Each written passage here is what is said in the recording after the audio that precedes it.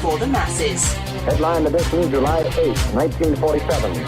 The Army Air Forces has announced that a flying disc has been found and is now in the possession of the Army. If the game is rigged, change the game. Game changer. I occasionally think how quickly our differences worldwide would vanish if we were facing an alien threat from outside this world.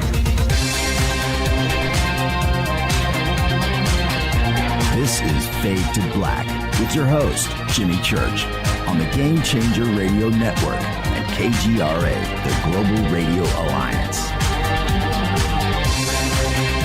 I need your help to get to the year 1985. You're listening to Fade to Black with Jimmy Church on the Game Changer Network.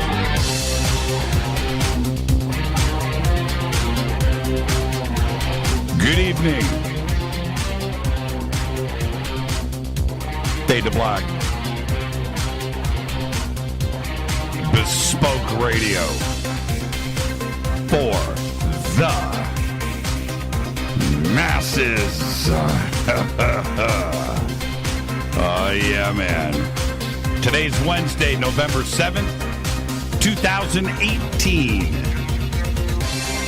314 days into the new year. Just 51 days left. We are live from a bunker somewhere in the middle of beautiful downtown Burbank, California. And I would like to welcome everybody listening all around the world, all across the United States. Hither and thither, to and fro, back and forth, up and down, east and west, north and south, far and near. This is Fade to Black for KJCR, the Game Changer Network, and KGRA, the Planet. I am your host, Jimmy Church. What is cracking, everybody? How you doing? All right. Oh, man, oh, man, oh, man. Here we go. Tonight, very special guest Randall Carlson is here, calling this show The Conversation. There is nothing like sitting down with somebody like Randall Carlson and engaging for 2 or 3 hours. And that's what we're going to do here tonight. So much to discuss with him, especially coming off of a great show that we did with Ed Nightingale, right? And so we're going to dovetail these two together. And it is so important to figure out, you know, I'm going to lay it out to you like this, okay? It's like this.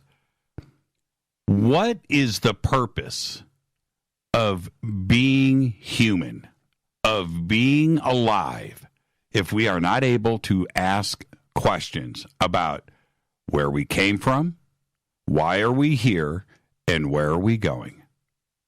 The three basic questions. And you kind of equate, it's just like, well, why? There are people out there that, why? What do you mean, why?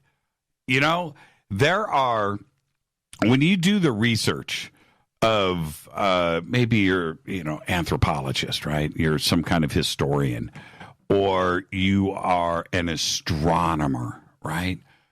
And you are looking at the stars and, looking at, our future and our past through the stars, right? Or you're out digging in, and looking at bones in our past, or you're a geologist and these things aren't profitable. You're not making money for some corporation. There isn't products that you are selling, And so there are those out there that would say, why? Well, if we can't ask these important questions and figure things out, then what's the purpose of even being alive? Right? What is it? It's like going back and looking at, you go back to Picasso and he's painting and you're like, dude, what? Why? Why are you painting that? Why are you sculpting that? Why are you it's part of being human, and who we are, and having Randall on to discuss these. I want to know. I want to know these answers. And that's what I'm going to do tonight. I get to sit down with the great Randall Carlson and have a conversation. It's an amazing thing to be able to do, and that's part of being human. We answer those questions. We figure things out. We ask those questions and take things a step further. That's what we do, and that's what Fade to Black is all about. That's what this community is all about. Tomorrow night is another Fader night. Open lines all night long. With the premiere of Teresa Llenares tomorrow night. Spent my day, I'm very excited about this, spent my day today. You can see my T-shirt, right? Tascam. You like that? Reel to reel. Spent my day today. Tascam sent us a bunch of production gear here. I mentioned it the other day. Spent my day getting that worked out, which, by the way, it's not running. It will be tomorrow. You should see what they have sent. Look at this remote control. Look at that. Can I get this up in here for the camera? Look at that. Pretty nice, huh? It's not working. Well, it's working. I just...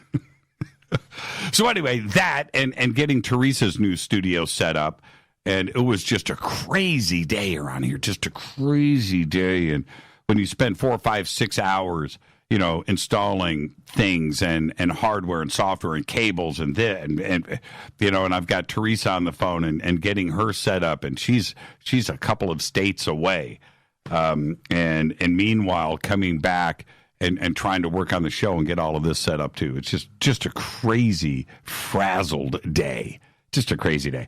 So anyway, I spent literally 5 minutes today on social media. 5 minutes in little 2-minute increments, and I'm going to talk about that in just a minute. On stellar.com, you know what to do. Go and follow, like, and subscribe to Twitter at JChurchRadio, Facebook, YouTube. Step out of line, you get blocked. That's what you do. Follow me, step out of line, blocked. I just don't do negative, people. You think I do. I really don't. And the sandbox is hashtag F2B on Twitter. And if you have any questions or comments during the show tonight, hashtag F2BQ. All right. Jimmy, check out this awesome remote control. Also, it doesn't work. I know, right? Look at this. Color screen, soft buttons. It's got, look at that. Right? Hold on. Let me get this up. Look at that. That's a remote control. Man. Doesn't work. It will tomorrow. It will tomorrow, I promise. And it's what it does. It's a very important piece of gear. It's controlling something else down here in the rack. I can't, that was installed too as well. Everything's powered up. It's all cabled up. It's all there. Okay, it'll be tomorrow, and then I'll tell you what it's doing. It's really, really cool. You can email Jimmy at jimmychurchradio.com, and I do want to thank Tascam for the cool T-shirts, and we'll be shooting videos and stuff for them with all of this new gear and how it works. All right. Don't forget to subscribe to our podcast. It is just $2 per month. And click on the podcast banner over at jimmychurchradio.com. Help support the show. All right. Also, become a Fader Nut in our membership section over at jimmychurchradio.com. You can do what you want. Just go. Become a member. And we will be launching the new website next month. It'll be December 31st. We're going to do it on January 1st. December 31st, we're going to be partying. That would be New Year's Eve. But Tuesday, I think New Year's Day is on a Tuesday this year. So, yeah, don't look for a show from us on that Monday. Let's get this show cracking. Happy birthday to today, Joni Mitchell. Joni Mitchell today is 75 years old. Our dead guy's birthday today, Dana Plato, 1964 to 1999, died at the age of 34. Of course, she was a teen star on TV's Different Strokes from 1978 to 1986. And on May 7th, 1999, the day before she died, she appeared on the Howard Stern Show. Okay, did an interview. It was the next day Driving back to California, they're in their Winnebago. They pull over, visit somebody, family member. And she went to lie down inside of that Winnebago, take a nap. And then she died of an overdose. Her death was eventually ruled a suicide. Crazy, too, because we all watched Different Strokes, right? We did. We all watched it. And she died and committed suicide on May 8th, 1999. Happy birthday, Dana Plato. On this day in history, OTD 1991, Magic Johnson stuns the world by announcing his sudden retirement from the Los Angeles Lakers after testing positive for HIV. All right, here's a fader fact for you. It's an easy one to figure out, but it's kind of shocking too. Right? Are you ready? Earth is the only planet that is not named after a god. That's right. That's your fader fact. All right. Where am I? What am I doing? Oh, yeah. Randall Carlson is here. He's going to be here for the duration of the night. We're going to do a full conversation about everything, about us, who we are, where we came from, who was here before us, and where are we going? All of that tonight with the one and only Randall Carlson. I want to remind everybody tomorrow night is another Fader night. Open lines all night long with the premiere of Teresa Yannaris. She's going to be here. Hopefully her studio, her new one, is going to be up and running. All right. Now, we're going to have a conversation. All of you.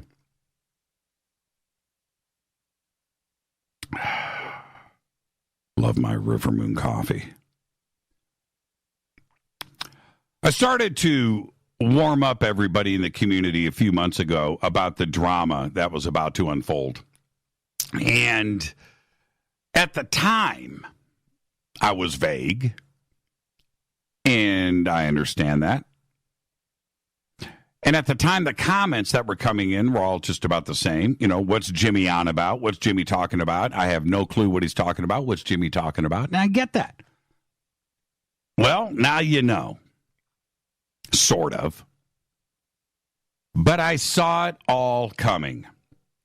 And I just wanted everybody to kind of brace themselves for the coming storm.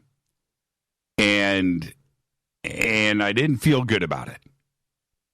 Okay? Oh man. This was brewing now for a couple of years. Yep. And when I see something negative out there, I don't care what it is. Believe it or not, my reaction to negativity is block. Block. It doesn't matter because I just don't want to read it. I don't want to get involved. I don't care. In my day, from the moment that I wake up until I hit the red on air light for this show, I am working. I'm working. I'm writing. I'm researching. I'm booking guests. I'm talking to guests. I'm advancing the show. I'm working on the audio. I'm working on production, artwork and things and audio files and moving around and maintenance on the studio. And you know what? I also have a life out there, you know, and I've got to deal with all of that and my dogs and then things, right? And my family and my daughters and my beautiful wife. All of that applies to my day. And anything out there that takes me off of point, takes me off a message, I don't care. I don't care. I block. I'm not distracted. That's what I do. Okay? And so all of this was building up. All of this was building. And I saw it. I saw it coming. And, you know, and it's just like, man, and because of that, and here I am today now talking to you. With the entire nation right now freaking out. We've just finished the elections yesterday and all of the emotional things that are going on. And this country is divided and it's craziness. And Jeff Sessions got fired today. Resigned. And so we get through the elections and we come into today, and hopefully it's a fresh start for everybody, whatever side you're on, red, blue, middle, green, I don't care, right? All of that is going on. The craziness in the world and of all of that country, everything is nuts right now, right? So all of these emotions are flying. The timing couldn't be better for our family here to react and lose it over a bunch of nothing. Seriously. And if you really think about it, what is all of this about? UFOs? Alien contact? Disclosure? Really? We want to blow this thing up over that? It's crazy. There are individuals right now, that want to be the district attorney. They want to be the police. They want to be the judges of our community. And it doesn't work that way. And I'm talking about from any side. I'm not naming any names. I'm talking about pick a side, and somebody out there is trying to tell you or somebody else how it is. They want to run things. And I'm telling you right now, it doesn't matter who you are. You know exactly what I am saying. Every side. This community can police itself. It always has, and it always will. Don't think that you are the Lord and Commander, that you can go and do whatever you want and point fingers, But I'm talking about all sides here. The blame, the anger, that finger pointing. It's gone on for so long from so many different sources on all sides. I'm talking about from companies, from individuals, from researchers, from authors, abductees, experiencer. It is nuts to me. It's gone back a couple of years. And if you've been blocked by me, well, there you go, right? It doesn't matter. But listen to me. I am calling right now, for this community to chill. Chill. I'm asking for a truce. It has now gotten to the point where the flames, the anger, and everything else getting pushed into a corner, and it doesn't matter. It doesn't matter who you are, who the victims are, and who is playing the games. Because it's on both sides. It's on every side. So I am asking right now a truce. If you've been doxxed, truce. If you are doxing, truce. If you are angry, truce. If you don't believe somebody, truce. If you're somebody that has been blamed, truce. You want to react, time out. That's it. And I know that right now, everybody that I am talking about is listening to me. So I am asking you, stop. Stop.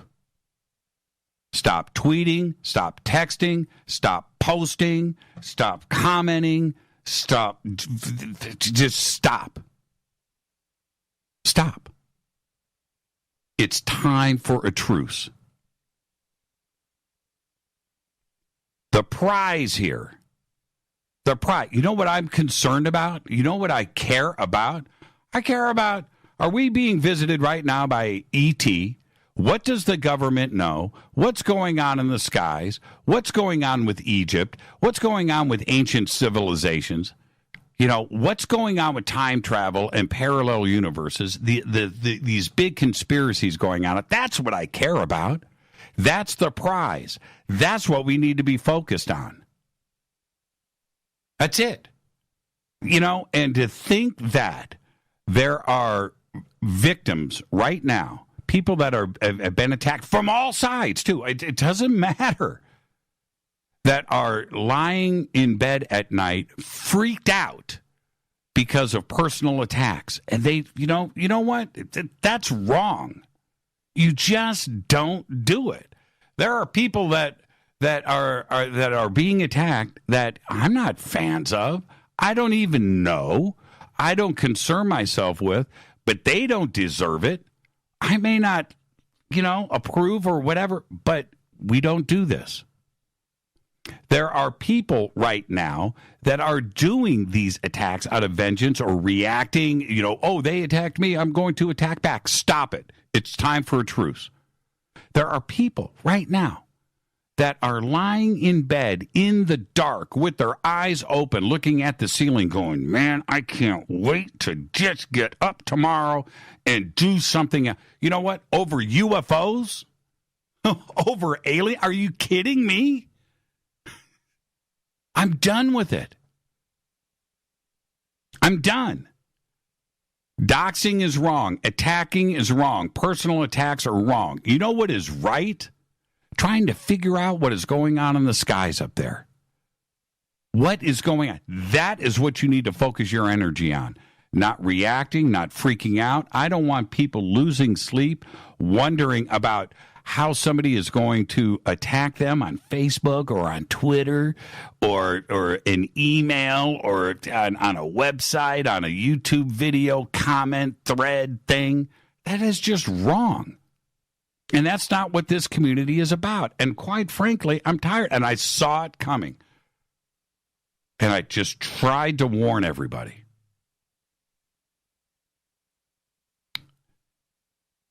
How is it that I have to sit here on a beautiful show like tonight and speak about this? And it's really, now it's gotten to be that big of a deal. So today, I am running around. I am talking with technicians at companies. When I say running around, I'm missing a cable. I'm out. I'm on the phone. I'm trying to figure things out. I'm coming back. I'm bolting in. I'm software, and I'm changing file names and downloading, and just craziness here. And I just spin around in the middle of the day, and I look, and I just happen to glance at Twitter, and I'm watching what's going on. It's just like, man, are we two? Are we, 2 years old? So, yes, I'm asking for a truce. We need a timeout. Everybody take a deep breath. It's been building for a couple of years. And in the end, those out there on any side that have been nitpicking and poking and just thumbing each other in the chest, what did you think the end result was going to be? And now everybody's upset, right? Well, now it's come down to, what, we are doxing? Are you kidding me? This community, we are supposed to be, fourth dimensional, fifth dimensional, sixth dimensional beings of benevolence, of kindness, of being awakened and consciousness and moving into the future and concerned about this planet and Gaia and Earth and things and pets and look. That's what we are about. And if you are taking out your time to attack others or react and attack back, and you think you're doing the right thing, you are losing the respect of this community. Nobody is going to respect you. And I don't care who you are, because I'm speaking to everybody.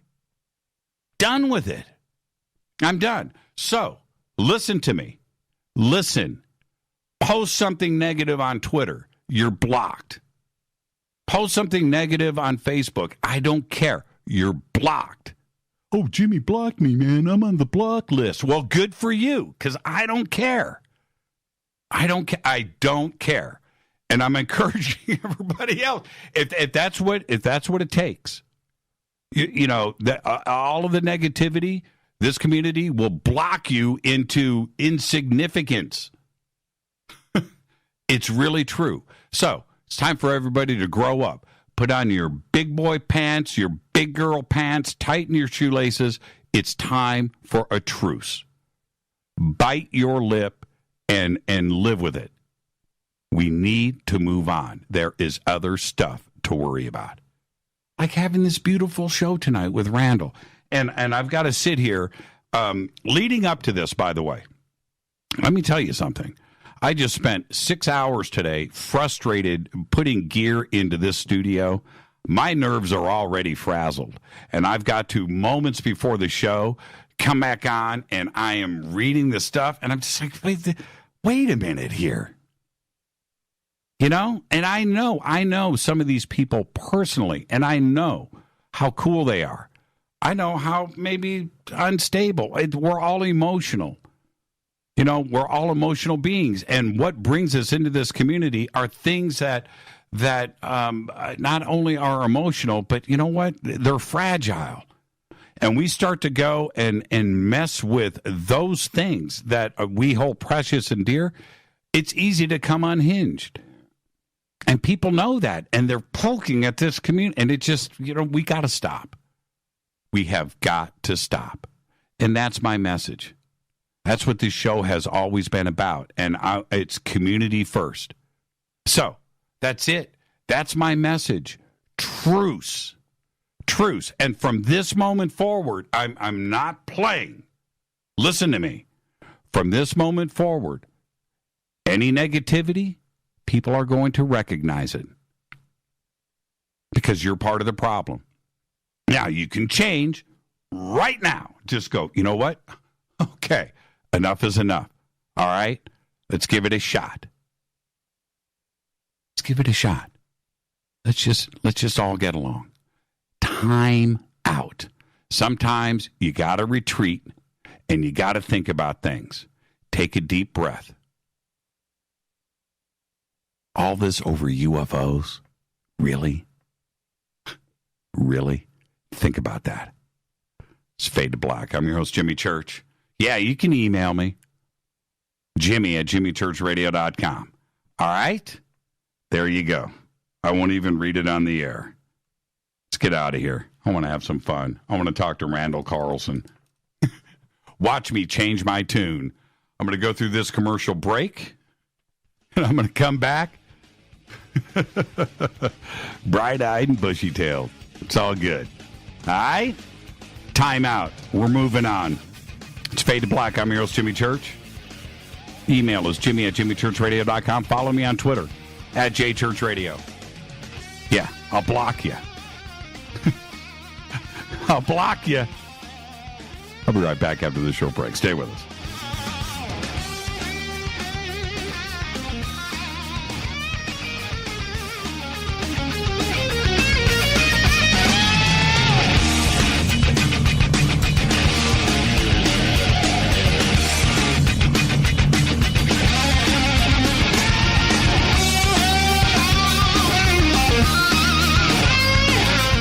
This is Nicole Church, daughter of you-know-who, and you're listening to Fade to Black on jimmychurchradio.com and the Game Changer Network.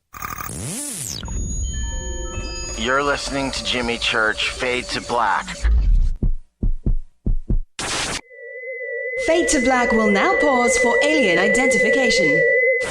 The station that talks the net. KGRA Radio. When you take the beans from Central America with dashes of Indonesian and African mixed in and then roast it to the dark side of Fade to Black, you create the ultimate brew of fringe. Introducing the Fade to Black blend from River Moon Coffee. Yes, River Moon's darkest customized roast was created for the love of Fade to Black. The alchemy of masterful roasting and smoking the beans is in every sip of this full-bodied, dark Java. I need my coffee dark, deep, with distinct bittersweet chocolate highlights, just like the bunker. Leaning further into the darkness of the roast is Fade to Black blend from River Moon Coffee. Just click on the banner at jimmychurchradio.com and use the promo code F2BBLEND for 15% off of your order today. Go Beckley Teppy. This is Jimmy Church of Fade to Black, and you can get our podcast for just $2 per month. All you have to do is click on the podcast banner over at jimmychurchradio.com. Times are changing. The circus of politics, healthcare's low standards and high prices, and let's not forget food quality. What to do? Arm yourself with Life Change Tea at getthetea.com. In a world of chemical imbalance and poor air and water quality, it's time you make a move. Log on to getthetea.com and stock up on organic non-GMO supplements. Don't forget the tea. Cleansing your body never felt so good. And we have a brand new tea called Takedown Tea, which helps support healthy glucose. All natural body support so you can be at your best, naturally. All you have to do is log on to getthetea.com. That's getthetea.com. We're not a fad that comes and goes. We are the real deal. Join us and armor up. Getthetea.com. That's getthetea.com. Changing America's health one tea bag at a time. 9 out of 10 geneticists agree. Fade to Black is not your father's radio show on the Game Changer Radio Network and KGRA, The Planet. Do you want to lose weight but have no idea where to begin? The Fast Start Diet, a 3-day weight loss plan, is the answer. 3 days of nutritionally balanced, calorie-restricted meals delivered right to your door. No shopping, no measuring, and no cooking. Everything is prepared for you and ready to eat at home or on the go. The Fast Start Diet has all the amazing benefits of intermittent fasting without starving. We've helped thousands of people who have struggled to reach their weight loss goals. Isn't it time we helped you? With the Fast Start Diet, you'll lose weight and feel great. Find Fast Start Diet on Amazon or go to faststartdiet.com and use promo code TALK to get 10% off your first box. And as a special bonus, Fast Start will include their #1 rated Lipo3 appetite suppressant spray free with your order. This is Jimmy Church, and whatever your diet plans are, do what I did. Go to faststartdiet.com. Hi, this is Rob Reiner from Anvil, and you're listening to jimmychurchradio.com. What's up? I'm Chris. What up? This is Kyle Massey, and you're listening to Jimmy Church Radio.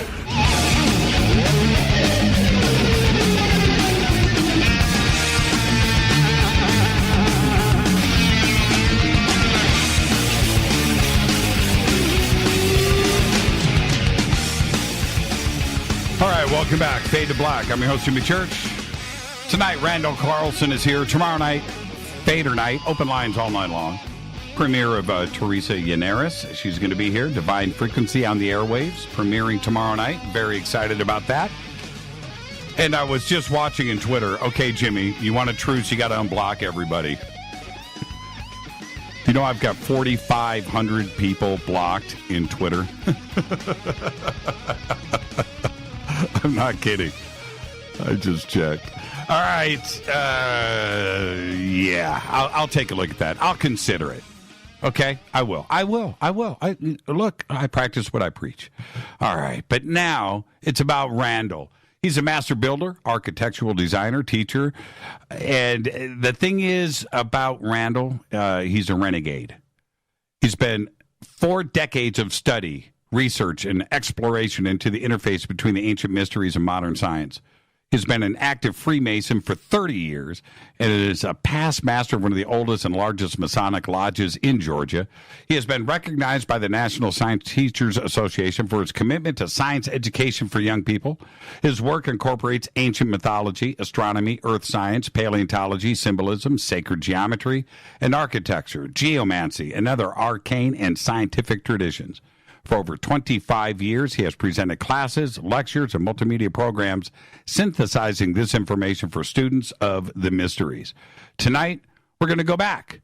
We're going to go way back into the history of North America, the true history before Columbus, or anyone else who say that they may have discovered America, and the evidence of other civilizations that may have started here and spread around the world. And then we're going to look to the future. We're going to do it all tonight.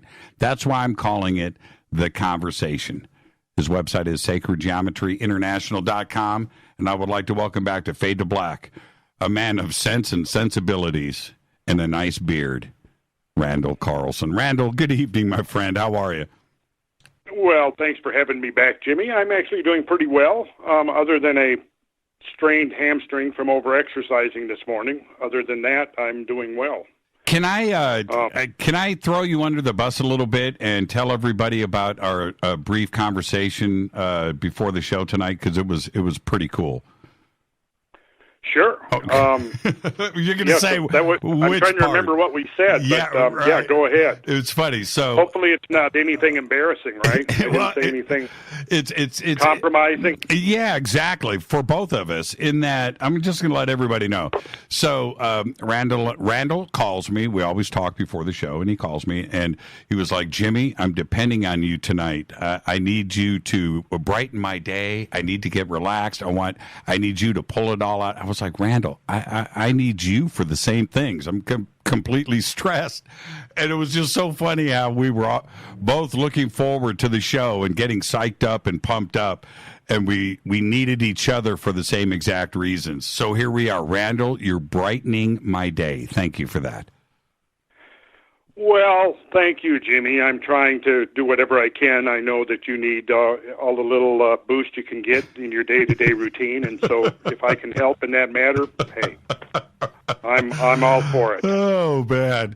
Just wait, Jimmy, till I get you out in the field for a few days. I know. I'm so looking forward to that opportunity where we can just go and disconnect, leave our cell phones away from us and just go and check out this great country of ours. Oh, man. Yeah. I look forward to that, Randall, and thank you for the invitation. Our paths have been so close to crossing over the last few years, and we have missed those opportunities. We were talking about that tonight. We narrowly missed each other a couple of years ago. And I just can't believe that we let that slip by us, but we can't let it happen again. All right? I agree. Now, I actually want to start here tonight. Let's kind of relax and let's go back a couple of steps. Your presentations and your web presence and your conversations, especially over the last few years, have had a lot of impact on myself personally and this community. What started this interest for you? I mean, going back when you, and I'm talking about the interest of not only cataclysms and world events, but past civilizations and the distant past. What advantage do we have to learning these things? Why go and do it? Why the commitment? Oh, well, let's see. That was actually several questions. Let's tackle the last one first, which was basically why do it. I mean, the question becomes why do anything to perpetuate our continued existence? We do things every day to make sure that we optimize our chances of surviving through the day, right? When we get in our car and we strap ourselves in with our seat belts when we're going to cross the street and we look both ways. The idea is that whatever the purpose and value of life, I think it's our job here to attempt to sustain that life. And so I guess you'd say that what I'm looking at is the long-term sustainability of human civilization on Earth, because up to this point, we haven't had a really good track record. Because what we see is the leftovers of multiple civilizations that rose from the dust, thrived for a while, prospered for a while, and then for whatever reason went down. And there's a lot of lessons there that we have to learn about, again, long-term sustainability. And I guess that's kind of what I'm trying to do, is to get more people to shift their perspective a little bit, to take in the big picture rather than just the day-to-day events, the trivia of day-to-day that occupies so much of our time and so much of our attention and so much of our consciousness is important, and we have to deal with that. But at the same time, if we ignore the big picture, we're going to be in trouble. And I would like to think that there is a long-term game plan, that we can be successful on this planet, that we can be prosperous, that we can continue to improve as a species, to get more intelligent and wiser. And I think that turning to our past and the lessons and the legacy of our ancestors that have come before us is going to be absolutely vital in attaining that kind of absolutely necessary perspective. And so what kicked it off then? And so that's the back end, right? That's the last question first. What happened, Randall? There was something in your life where you just went, okay, I need to do this. I mean, well, I get asked that question, and I keep going back trying to pinpoint, okay, it was that thing, it was that event, it was that day. And really, Jimmy, I think I got to go right back and say I've been cursed since the day I was born. I had no alternative. I mean, I just, I came into this world like going, what the holy fuck, man, I need to figure this out. So I can recall being 7 years old, walking we lived in rural Minnesota, and back in those days, a 7-year-old could walk, a quarter mile over to a neighbor's house. The wolves had been cleared out about that time, and the coyotes and the bobcats and so on. So there wasn't too much fear. So I was walking over to a neighbor's house and visited a friend, and then I was walking back, and they had a big willow tree on the hill that they lived on. And I just remember stopping under that willow tree and having, I guess what you would say, my first mystical experience in life, where everything just seemed to converge into a grand synthesis. And for about 10 minutes, I stood there under that tree feeling like I was totally at one with everything. And then the feeling went away, and I went home and resumed my life. But I'll never forget that. That might be the earliest time I can remember that there was a sense of something grander or something greater, something that transcended the day-to-day, the mundane routine of our existence. And then I can go on, and there were different points, experiences I had. Probably more than anything, I believe it was probably growing up in a rural environment. And I had, because of the fact that my parents got divorced when I was 9 years old, I grew up back and forth between the world of my mother, which was Louisiana, and the world of my father, which was Minnesota. So I had rural Minnesota, and I had rural, small-town, backwoods Louisiana experiences. So I think between those and traveling up and down the Mississippi River, typically on a yearly basis, when I'd go to visit one or the other parent, these things just kind of accumulate. There was also a place that I used to go with my grandparents up on the St. Croix River, which forms the border between part of Minnesota and part of Wisconsin. And it's a beautiful river valley. It's now like a nature preserve, but there's a section in there where there are basalt outcrops. And on one of these basalt outcrops on the Minnesota side of the river, there's a series of these gigantic potholes that have been drilled up to 80 feet into the bedrock. Some of them are 25 feet in diameter.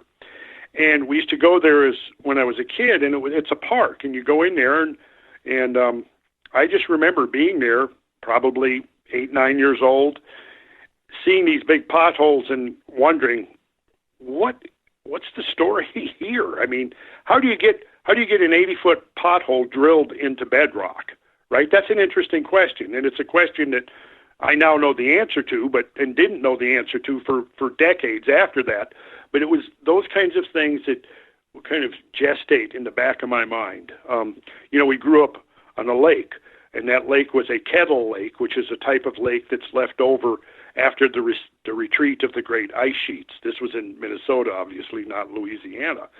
And so living on this lake, and being surrounded by a landscape that had been totally sculpted by the presence of these great glaciers in their retreat, it somehow made an impression on me that I came away with this sort of intuitive sense by the time I was probably adolescent age, that there was meaning in that landscape. There was a story or a narrative in the landscape.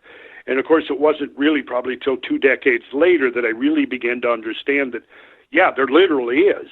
The landscape of the whole planet, in fact, has been shaped by these great events, in some places more spectacularly than others.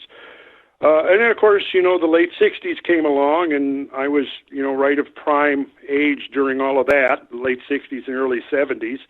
And that led me to, living in a lean-to up in the Rocky Mountains at 11,000 feet for 3 months. And just sitting up there contemplating the nature of the Continental Divide and trying to understand really what processes led to this situation in which I find myself sitting on this, on this ridge, on these mountains, basically right up in central Colorado, right on the Continental Divide.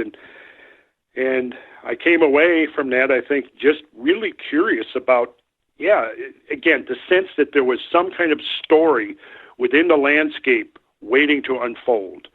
And so it was this kind of a thing that has sort of been in the back of my consciousness ever since, my teenage years. But it wasn't until I would say I was probably in my late 20s that I really began to go, okay, I'm going to study the sciences and try to gain access to the knowledge I need to make sense of this intimation I have that there is this story in the landscape that has not yet been deciphered. So I began more formal studies, enrolled in college and majored in geology, took a lot of astronomy and math and history courses, so that I could begin to see that, I think what came out was the realization that the terrestrial realm and the celestial realm, that there was not a clear division between them, that the celestial realm had a much bigger role to play in the shaping of the world here below. And that sort of has been confirmed, by the last 30 years of research as we realize the multiple ways that the Earth and the cosmos interact with each other. But this was something that our ancestors were well aware of, and they encoded that into their mythology, into their architecture, into their symbology, into their art. And so the other aspect of this was, early on getting a love of mythology, starting with Greek and Scandinavian mythology. I was just thoroughly entranced by the stories from the mythical records, the mythical archives. The story of Ragnarok and the battle of the gods and the giants just really affected me when I was 9 and 10 years old, because when I first learned how to read, this was some of the stuff that I got really absorbed in. Later on, I came to realize that underneath all that mythic imagery was actual real-world phenomena, and that had been encoded into the symbology, the archetypal symbology of the myths that have come down to us from many venues all over the world. So I can't really put my finger on any specific point where it all gelled. I will say that I've said this before. There was one day I actually can pinpoint when it was early summer, 1969, and it was a very beautiful day. And there was a place called Flying Cloud Airport, southeast of Minneapolis, and it was on bluffs overlooking the Minnesota River Valley. Mm-hmm. And there was a concert out there one Saturday or Sunday. Free. They used to have free concerts out there, and I would go out there and enjoy the music. And one day, I guess it was a break in the music, I wandered away from the area where the audience was gathered, and I wandered probably 200, 300, 400 yards over to the perimeter of these bluffs that looked down over the Minnesota River Valley. And I remember standing there for a long time during this break in the music, just looking out over the valley. And this is what I saw. On the far side of the valley, which I now know is about 4 miles distant, I saw a set of bluffs that were sort of the matching set of bluffs that I was standing on, right? I'm looking to the south because here the river is running east to west.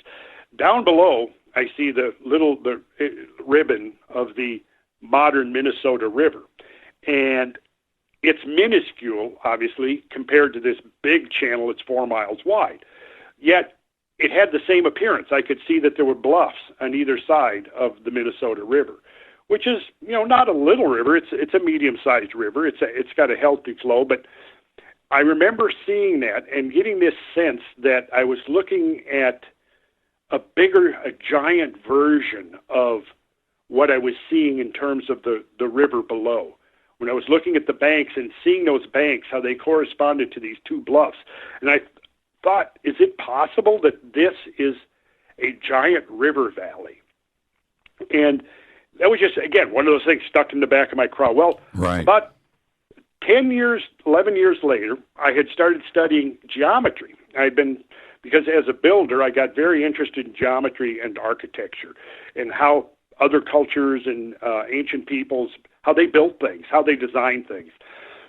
So as I was getting into all of that, I kept running across this same patterns of symbology and meaning encoded in ancient structures all over the world. And one of the things that I realized as I began to study the methodology behind the building of the Gothic cathedrals, the building of the Mayan structures and how they laid out their cities and their temples, the Greek temples, the systems of geometry they used, was that there is a principle called scale invariance. Now, what that means is, in architecture, it means that the part reflects the whole, that there's a proportional constant between the piece of the thing and the whole of the thing, right? And this is the basis of harmony in architecture and art, is this method of linking the whole with the part, because there's this constant of proportionality there. What that means is that if you took the part and you enlarged it, you blew it up, it could duplicate the pattern or the geometry or the proportions of the whole, right? This is scale invariance, so that no matter what scale you're looking at, it's the same idea behind fractals, is that regardless of the scale, the pattern appears the same, right?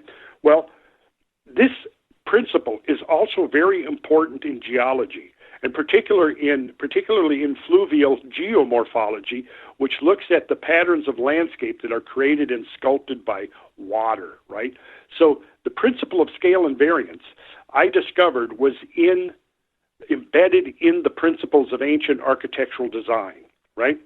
Well, it's also embedded in the natural world, because I'll give you a practical example. Anybody can pick up a textbook on geology, right? You open it up and you start looking at the photographs. You'll always see something in the photograph. It might be a person standing there. It might be a rock pick placed in there. It might be the geologist's hat placed there. But there's something put in the picture for scale, right? Because if you take that out, you go, wait a second, am I looking at a rock outcrop here that's 3 feet high or 300 feet high? Mm-hmm. You don't know. See, that's scale invariance. So I was actually, I think it was 1979, 1980, I was giving a lecture on the principles of architecture as I had understood them at that time, and how this concept of scale invariance was so important in so many examples of ancient architecture, right? So then I cited as an example to show comparison, well, yes, so just as we have scale invariance in architecture, in ancient principles of design and art, we also have it in geology. And I cited the example of standing on the bluffs, looking out at the Minnesota River Valley, seeing this giant channel, and thinking that the giant channel and the small channel that the modern Minnesota River flowed in was an example of scale invariance. And that just as the small river with two banks, there was a giant river. And I basically explained this, and there was a guy in the audience who had a degree in geology, and he stood up or raised his hand or whatever, and he challenged me and said, no. We know that those are formed over millions of years of erosion. Right. And I was like, well, I think his name was John. I said, well, John, I'm reasonably confident that I'm right here. But I couldn't really defend why I knew I was right. I just had such a strong instinctive sense that I was right. But what it did, it pissed me off enough that I actually went and enrolled in a formal geology course and began studying geology really formally. And of course, now, later on, I realized, of course, that I was right and he was wrong. And in fact, geologists have made a study of that, and they call it River Warren. And it was caused by the outburst of Glacial Lake Agassiz, which was a proglacial lake, which busted out. If anybody looks at a map of Minnesota, you'll see on the western boundary of Minnesota, there's a bump, this bump about halfway up. That bump was the channel that was initially cut by the draining of this gigantic proglacial lake. And when that water drained down, it cut the Minnesota River Valley and created what the geologists who have studied it, glacial river warren. Their estimated peak discharge puts it at 4,000 times greater than the modern flood stage of the Minnesota River. Can you imagine? So this is all, we got to take a break right here, but this is when I think about this, is the violence, right? Can you imagine how crazy violent it was when it was going down? That's what I do, Jimmy. I imagine that. Yeah, and I've got to take a break right here, but 2 points I want to go back and address with you. One, it was in 8th grade. I had a teacher, I'll make this quick. I had a teacher, Indiana history was the class, and imagine this. He was probably 60 years old. You know, I'm just a little kid in the middle of the 70s. And he goes, now, Indiana is flat until Brown County where the hills start because above you was 2 miles of ice. Right? And I just, he changed my life, Randall. I had to sit there and think about 2 miles of ice above my head, right? In Indianapolis. There was that. And then, just like you. And then when I was about 21 years old, I went out to the desert with a friend here in Southern California. And he looks around and he goes, now see all of those peaks around us? Those were all islands. At one point, this was all water. And up there, you know, and I just visualized that for a second. And you drive around the United States and you go through New Mexico, or you go through these parts where you see all of these, all of this geology, and you realize that at one point those were islands, right? You know, just like in Minnesota, where you're talking about there too as well. It's a crazy world that we live in, and to go back and contemplate it instead of ignoring it, I think that is one of the coolest things that we can do, is go back and figure out why, because it was a violent change at one point, violent, life-changing, cataclysmic events. Absolutely. Yeah, you can't exaggerate it at all. You can't. The violence was must have been incredible. Let's take a break right here. And I just think about the melting ice and those changes. Those glaciers went somewhere. And when they went somewhere, something else disappeared. That's a crazy, crazy concept. This is Fade to Black. Our guest tonight, Randall Carlson. Tonight is The Conversation. I'm your host, Jimmy Church. We're going to pick up where we left off when we come back.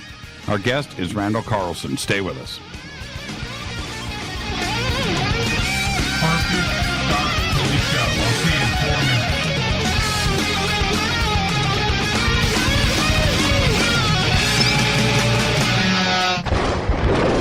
This is Fade to Black with Jimmy Church on the Game Changer Radio Network and KGRA, the Global Radio Alliance. This is KGRA Digital Broadcasting Station, Salt Lake City, Utah, Van Buren, Arkansas. Folks, this is very important information. What's to be said about CBD? AncientLifeOil.com. Our CBD is made from hemp and has 0.003 THC, which means this wonderful product won't get you high, no matter what amount you take. What does CBD do for the body? My hands are tied. But you can Google CBD benefits and be astounded. When you're finished reading, you'll want to log on to AncientLifeOil.com. That's AncientLifeOil.com and purchase. Life is good when you feel good. People are tired of pain. People are asking for non-GMO organic products to help them with you fill in the blank. Legal in 49 states, and again, our CBD is made from hemp. Ancient Life Oil is about helping people one by one by one. If you wonder how good the product is, the CEO takes it every day without miss. AncientLifeOil.com. That's AncientLifeOil.com. Have a great day. Hello, I'm Katie, and you're listening to my main man, Jimmy Church, on JimmyChurchRadio.com. Hi, this is Ray Hobbs here, repping the planet, and you're listening to my good friend, Jimmy Church, Fade to Black, on the Game Changer Network and the KGRA Digital Broadcast Station. This is Toby Kebbell. You're listening to jimmychurchradio.com. Don't hurt me, Jimmy. I'm only little. Hey, I'm Adrian Grenier. And this is Ari Gold. We're the Honey Brothers. Yes. We are of the Honey Brothers. Hey, I'm Adrian Grenier. And I'm Ari Gold. We're the Honey Brothers. And you're listening to Jimmy Church. The Revolution. Reclaim your active lifestyle with Angioprim. Angioprim is the original liquid oral chelation supplement. Chelation helps remove toxins, heavy metals, and cholesterol in your veins and arteries that can cause blockages. Scientific research proves the active ingredient in Angioprim has superior oral chelation action that helps promote cardiovascular health. Find out more. Go to angioprim.com. Talk to a trained consultant by calling Angioprim toll-free 877-882-7221. This is Jimmy Church of Fade to Black, and you can become an official Fadernaut by just going to our membership section at jimmychurchradio.com. Hey, it's Grace. Can we talk about something serious for a minute? Your age. Getting old has its perks. But remember, being a few years younger, you know, your hair was thicker, you didn't have so many wrinkles, that extra weight wasn't haunting you, and you just felt better. Well, we can't turn back the clocks and go back 10 or 15 years, but you can start feeling and looking 10 or 15 years younger with Nature's Youth RSF. It's a doctor-formulated daily supplement that helps your body maintain its peak performance and fight the aging process. Imagine sleeping better, looking better, and feeling better. See how Nature's Youth RSF has helped thousands of people just like you at nature'syouth.com. nature'syouth.com. Imagine how it will feel when your family and friends are asking you what you did to look so good. Your secret will be Nature's Youth RSF. It's time to start looking better and feeling better. Learn more and order your Nature's Youth RSF at nature'syouth.com. That's nature'syouth.com. That's nature'syouth.com. Hello, this is Serena Wright Taylor from Conscious Life Expo, and you're listening to Fade to Black with Jimmy Church, who holds the Lucky Pony record for the best astrological chart since 1963. True story. This is Micah Hanks of the Gralien Report, and you're listening to Jimmy Church on Fade to Black, across the globe on the Game Changer Radio Network and the one and only KGRA Radio, The Planet.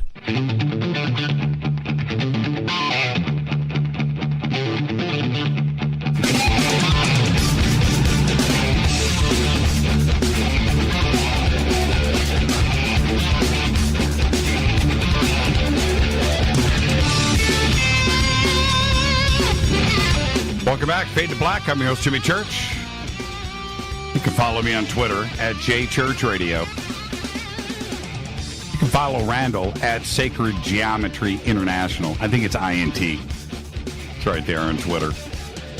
Talking about everything tonight. And Randall, I want to pick up where we left off and kind of dovetail into two different subjects into this next segment.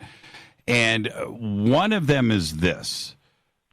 I want to start here. Why is it that, and this is your opinion, why is it that North America and this continent, you can even include South America, but North America is ignored when it comes to ancient history and history? Everybody else is concerned with everything else on this planet, but nobody wants to talk about us but you. Why is that?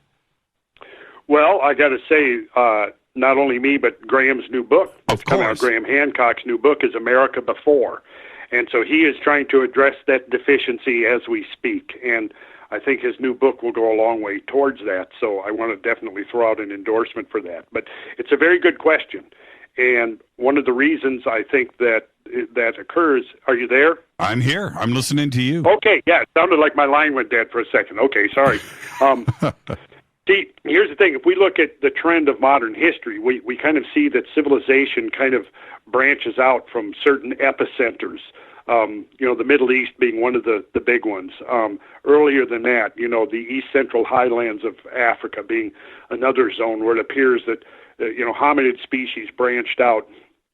We don't see such a thing in North America. North America was called the New World, right? Because it was being rediscovered. Well, that whole paradigm is being completely overturned because we're realizing that the story of what went on here goes back much, much further. Last fall I had the opportunity to spend a couple of days with Albert Goodyear, who is the lead archaeologist on the Topper site, which is right along the Savannah River, that separates North and South Carolina, or actually separates Georgia from South Carolina, excuse me. Right. And very interesting what was going on there. He was one of the principal archaeologists looking at the Clovis, the evidence for the Clovis culture, which was this short-lived culture that appeared very suddenly around 13,400 to 13,500 years ago. Were very prominent, left a very prolific archaeological record in terms of their debitage, their toolkits, their spear points, and so on. And suddenly, as they appeared, they disappeared right around 12,900 years ago. Quarries that had been actively mined for a half a millennium were suddenly abandoned. Village sites, community sites where they had lived were suddenly abandoned. Radiocarbon dating shows that the organic evidence of their presence all suddenly just ceases right around 12,900. Now, for a long time, Clovis was considered to be and was assumed to be the oldest culture in North America. And the traditional concept was that they emigrated across the Bering Land Bridge, which connected Siberia to Alaska when sea levels were lowered, and before they rose and drowned the land bridge, which was an enormously huge tract of land. People don't realize that North America and Northeast Asia were essentially one landmass. The Bering Land Bridge was actually larger in area than the state of Alaska. So, it's difficult to kind of comprehend that, North America and Asia were a single landmass, but they were whenever the ice grew and sea levels dropped, it exposed enormous swaths of land along the peripheries of the continents. And in the case of the continental shelves between Alaska and Siberia, it was vast enough that it exposed this whole landscape that is now underwater, that's essentially now extinct. But the idea was that the Clovis people came across during some interval when the ice ameliorated enough that there was an ice-free corridor. Now, if you look at a map of North America, you had basically two, if I'm going to try to describe this so that those who are listening can try to get the picture. You had two great ice sheets over North America. The biggest one was centered more or less on Hudson Bay, and this is the one that reached up to 2 miles in thickness. And it was called the Laurentide Ice Sheet, and it's the one that extended down into Indiana, Ohio, Illinois, Minnesota, and it extended west all the way to Alberta. Now, you had a second ice sheet. Now, I'll say that the Laurentide Ice Sheet was about the size of the Antarctic ice sheet that now swaddles the South Pole. Then you had the Cordilleran Ice Sheet, which flanked over the top of the Canadian Rockies. It was and reached from northern Washington state up to Alaska. Now, it was about the size of the ice cap that now covers Greenland. So you had these two great ice sheets, right? At some point, as they grew together. So there was no passageway between them. But in other times, probably somewhere around 14,000 years ago, when the deep cold of the Ice Age began to ameliorate or soften, the ice sheets might have melted back just enough to open up a corridor between them. So it was believed that the Clovis people came down through this corridor and then colonized North America and eventually passed through Central America and colonized South America. And in this model, of course, there should be at least some hiatus between their first arrival in North America and their final appearance down by Tierra del Fuego at the southern tip of South America, right? So this group was called the Clovis because of their very distinctive artifacts, right? Right. Clovis for a long time was considered to be the first, the earliest Americans, right? So back to Dr. Albert Goodyear and the Topper site. Okay, so he's excavating the site, which is one of about 50 Clovis sites that are now known around North America and North Mexico, right? So what he did, and he explained out, well, for a long time, he never really looked below this Clovis horizon, as you would call it. Now, at this Clovis horizon, there's a very distinct layer showing up at about half the Clovis sites in North America. It's been colloquially called the black mat layer, and I'll come back to that black, mysterious, and important black mat layer, because what they begin to notice was that wherever these black Clovis sites were, and you had this black mat layer, below that black mat layer you would find Clovis artifacts, but never above it. So this became the Clovis horizon. Well, as further research went on, two other very interesting correlations showed up. One was there was a massive climate spasm that occurred precisely at the date of that black mat layer. That climate spasm is called the Younger Dryas boundary, or there was actually the pre-boreal, which was the previous section, that's the name of it, Younger Dryas. No, I'm sorry, not back up. Balling Alarod. The Balling Alarod was a period towards the end of the Ice Age when, due to primarily astronomical influences, the deep cold of the Ice Age began to soften. And it was this time that the ice began to shrink back. Well, this had been going on for a couple of thousand years. So this was that period of time when they were speculating that ice-free corridor opened up. Well, what happened is right at the end of this couple of thousand years of gradual warming, that warming was suddenly interrupted at the Balling Alarod Younger Dryas boundary, which was dated at 12,900 years ago, and there was a massive, rapid, almost catastrophic shift back into full glacial cold after 2,000 to 3,000 years of warming, right? Now, that climate spasm coincided precisely with this black mat layer that marked the end of the Clovis culture. The other thing that correlated with that was the fact that the great megafauna that inhabited North America for tens and for hundreds of thousands of years basically disappeared in an eye blink.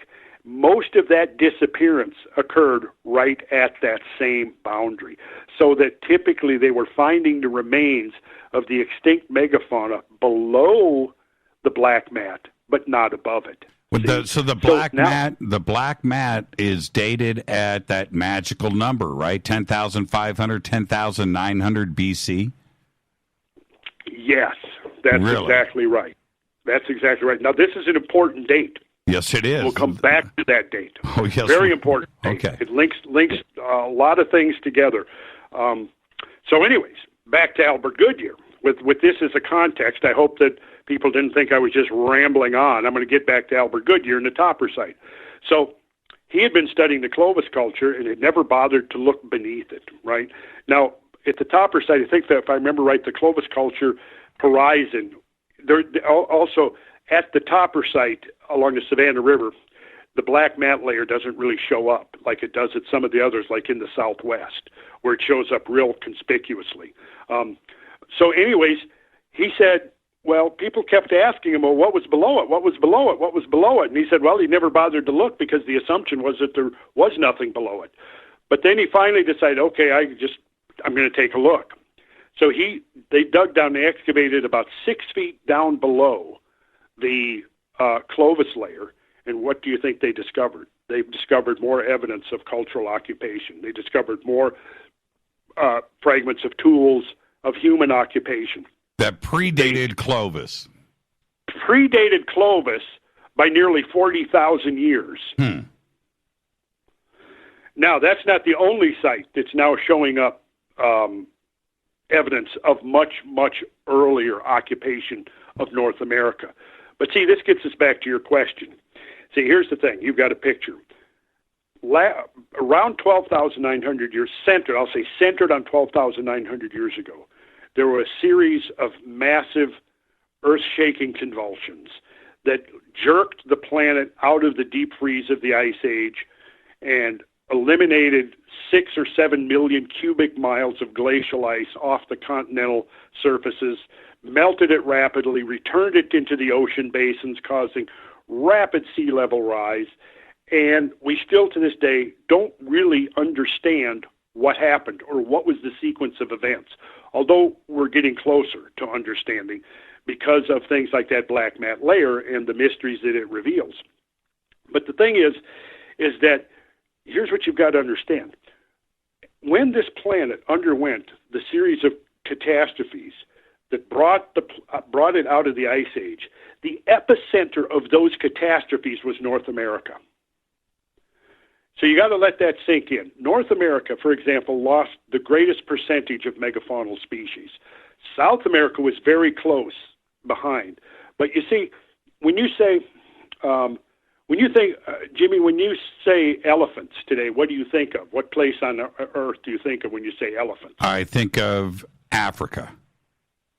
Africa, yes. Or if you, India. Or you might even think of India. Yes. If we go back 15,000 years ago, now all elephants are called, the scientific term for elephants is proboscideans because of their long snout, right? If we go back into the Ice Age, there were 4 species of proboscideans or elephants that lived in North America. So that's very bizarre when you start thinking about it. You know, you had 3 species of mammoths. You had the woolly mammoth, the Columbian mammoth, and Mammuthus imperator, and you had the mastodons, and Mammuth americanum, which was the mastodons. So all 4 species went totally extinct right around the same exact time. So if you look at the loss of species, and bear this in mind, when you're looking at species loss, you're basically looking at habitat loss.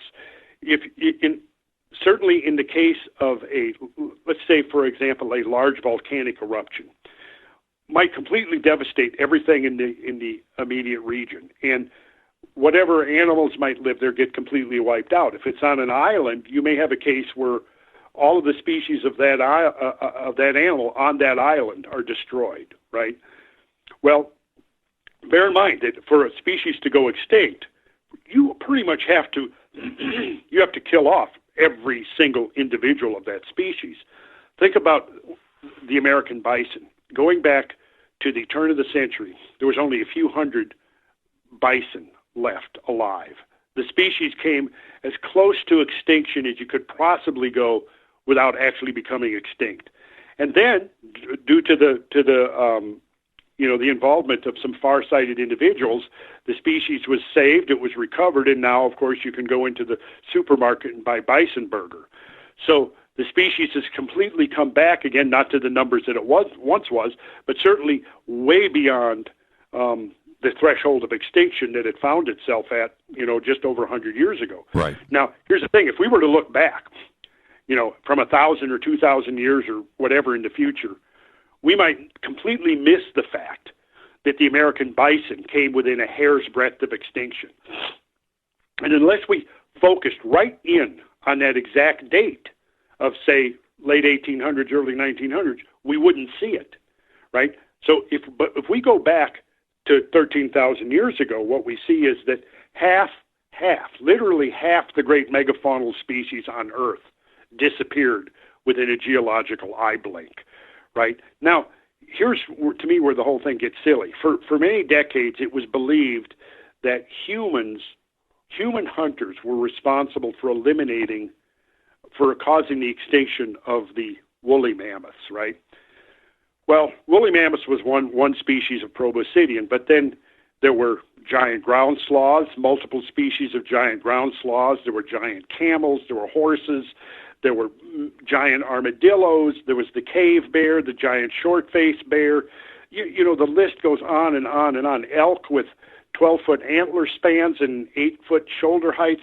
All of these animals went extinct within a very short period of time, maybe just a few centuries or even less. What's interesting is most of those extinctions occur right up beneath that black mat layer. So clearly that black mat layer signifies something important, right? Well, back in 2007, Richard Firestone, Alan West, James Kennett, and another group of scientists, I think there's about 15 of them, published a paper where they had gone in and examined the black mat layer. And what do you suppose they found? What they found was the fingerprints of a cosmic event. Mm-hmm. They found nanodiamonds, they found microspherules, they found magnetic grains, and in the interim, since 2007, since the interceding 11 years, multiple amounts of other evidence have been found that confirms overwhelmingly that there's something cosmic happened. Now, exactly what it was, I don't know. I don't think they know. I don't think that they're willing to say definitively, oh, it was this or that, because there's still a lot of mysterious aspects to this whole event that happened. I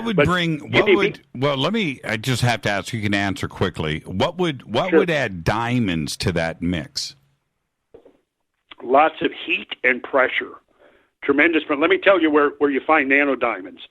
You find them in nature in two places. You find them in meteorites, and you find them embedded in the rocks in confirmed meteorite or asteroid impact craters, right? The other place where nanodiamonds have been found is in the testing sites of nuclear weapons. Under the heat and pressure of a nuclear weapon explosion, like a 1 megaton bomb exploding, will create enough heat and pressure that it produces billions of these very tiny nanodiamonds that only show up under, like with electron microscopy, but they're extremely small. And so those were the three places that nanodiamonds were known to have come from, right? So now what happens? They find a layer of nanodiamonds at the base of the black mat layer. So what does that mean? Well, it obviously means some kind of an event that involved tremendous heat and tremendous pressure. Now, I have to say that this idea was attacked vociferously by a group of critics that appointed themselves, I would think, as inquisitors to suppress this heresy that had come along, that now potentially would overturn the idea that humans were responsible for the mass extinction, because many of the proponents or the most severe critics of a cosmic event were proponents of a human cause for the mass extinction. So they have been the ones who have been primarily in the forefront of attacking it. But what has happened is the original group of 15 has grown to be over 50 scientists internationally now, many of them who came originally as critics themselves, but began to look at the evidence and became converts and said, yes, the evidence is here. We see the nanodiamonds. We've seen the microspherules. We've now found an iridium spike. We found a platinum spike right at 12,900 in the Greenland ice sheet. Now, how do you get all that platinum there is a really interesting question. But again, platinum is one of the platinum group metals along with iridium and others, ruthenium and others, that basically is delivered to Earth via a cosmic source, such as comets or asteroids. So clearly the signature of something is there. But what it is, like I said, at this point is still unclear because there's many dimensions to it. And I'll tell you, Jimmy, the whole phenomenon is really bizarre. And it's going to take a while, I think, to really come to grips with what really happened. But it clearly involved some kind of interaction between the Earth and the cosmos. Of that, there can be no doubt. The epicenter of this catastrophe was North America. So basically, what the evidence of the rapid disappearance of the Clovis culture would suggest is that whatever was happening here culturally was pretty much erased. And so the next 10,000 years was basically surviving populations of animals and societies recolonizing the Earth, which had been basically wiped out on many fronts. North and South America were the most severely affected.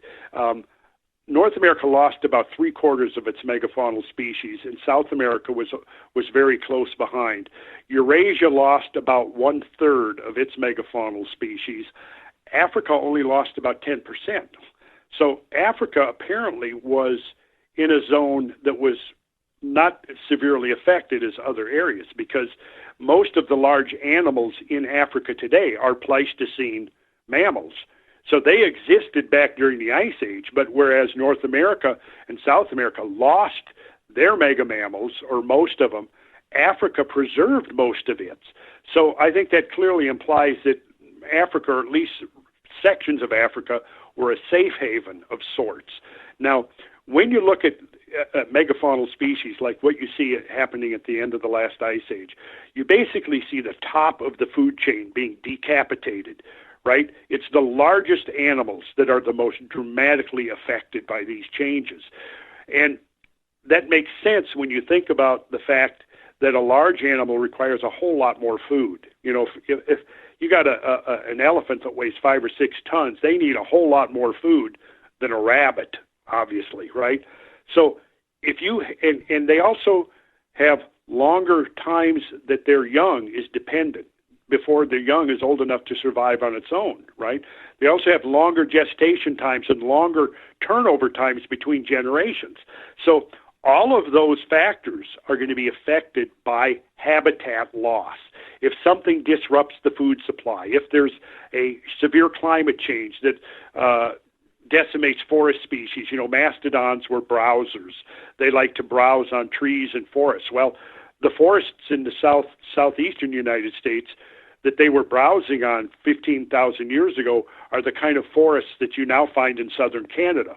Boreal forests, northern forests consisting of spruce trees, larch trees, alder trees that don't exist in the South now. But if you had a species that was adapted to eating that kind of particular food, and then suddenly those forests get completely and utterly decimated, which appears did happen, they would starve to death. Yeah. And only a millennium or two later did we see the kind of the pine-dominated forest that we now see in the southeast beginning to show up under a completely different kind of an ecosystem that emerged in the aftermath of the Ice Age. We've got about 2 minutes, so give me the quick answer here. If you were a betting man, what do you think that it was? I understand you're suggesting cosmic, but I mean, what and what else could have caused it? It's a fascinating thing. What could it have been? It's too big of an event, right? It's not small, whatever it is, and it was global too as well, right, Randall? Oh yeah, there was. I don't think you'd find any place on the globe that wasn't affected to one extent or another. Right. Right. Obviously, just sea level rise alone was global. So no matter where you lived on the Earth, if you were on some coastline, you were rapidly displaced by rapid sea level rise. But you have to understand, I think it was like the end of the Ice Age was a drama in 3 acts. Act number 1 was at about 14,600 years ago. And this was the first huge melting of the ice sheet. And then that was followed by a more orderly return, you know, like I was describing earlier with the warming climate. And then that got interrupted at about 12,900 with the onset of the Younger Dryas and all of the attendant phenomena associated with that. The Younger Dryas lasted about 1,300 years, and then at about 11,600, there was a second giant meltwater spike introduced into the ocean.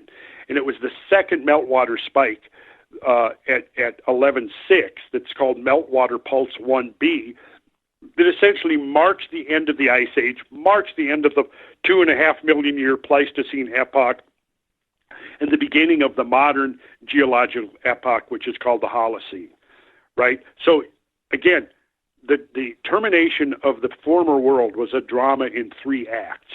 Now, was it the same trigger each one? I don't think necessarily that it was.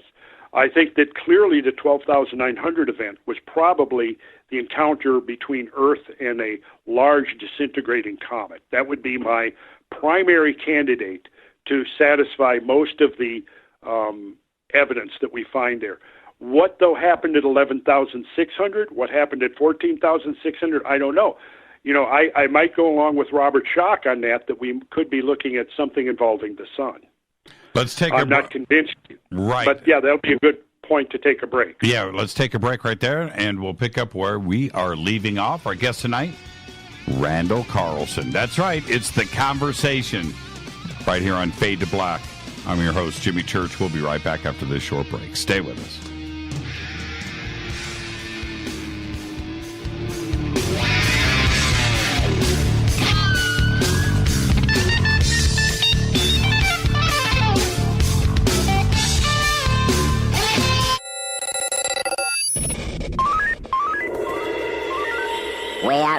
We listen to Jimmy Church. You're listening to Fade to Black. Always on the edge of the hottest alternative talk. Jimmy Church with Fade to Black. KGRARadio.com. ¿Qué tal, mis amigos? Yo soy Mario Carlson, el tiburón, y los invito para que escuchen a mi buen amigo Jimmy Church Radio. ¡Claro que sí!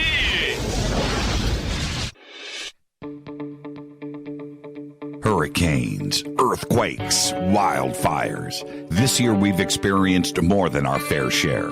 This is Jimmy Church of Fade to Black, and last month I decided to make sure my family does not have to worry about food should we get caught in a real emergency situation.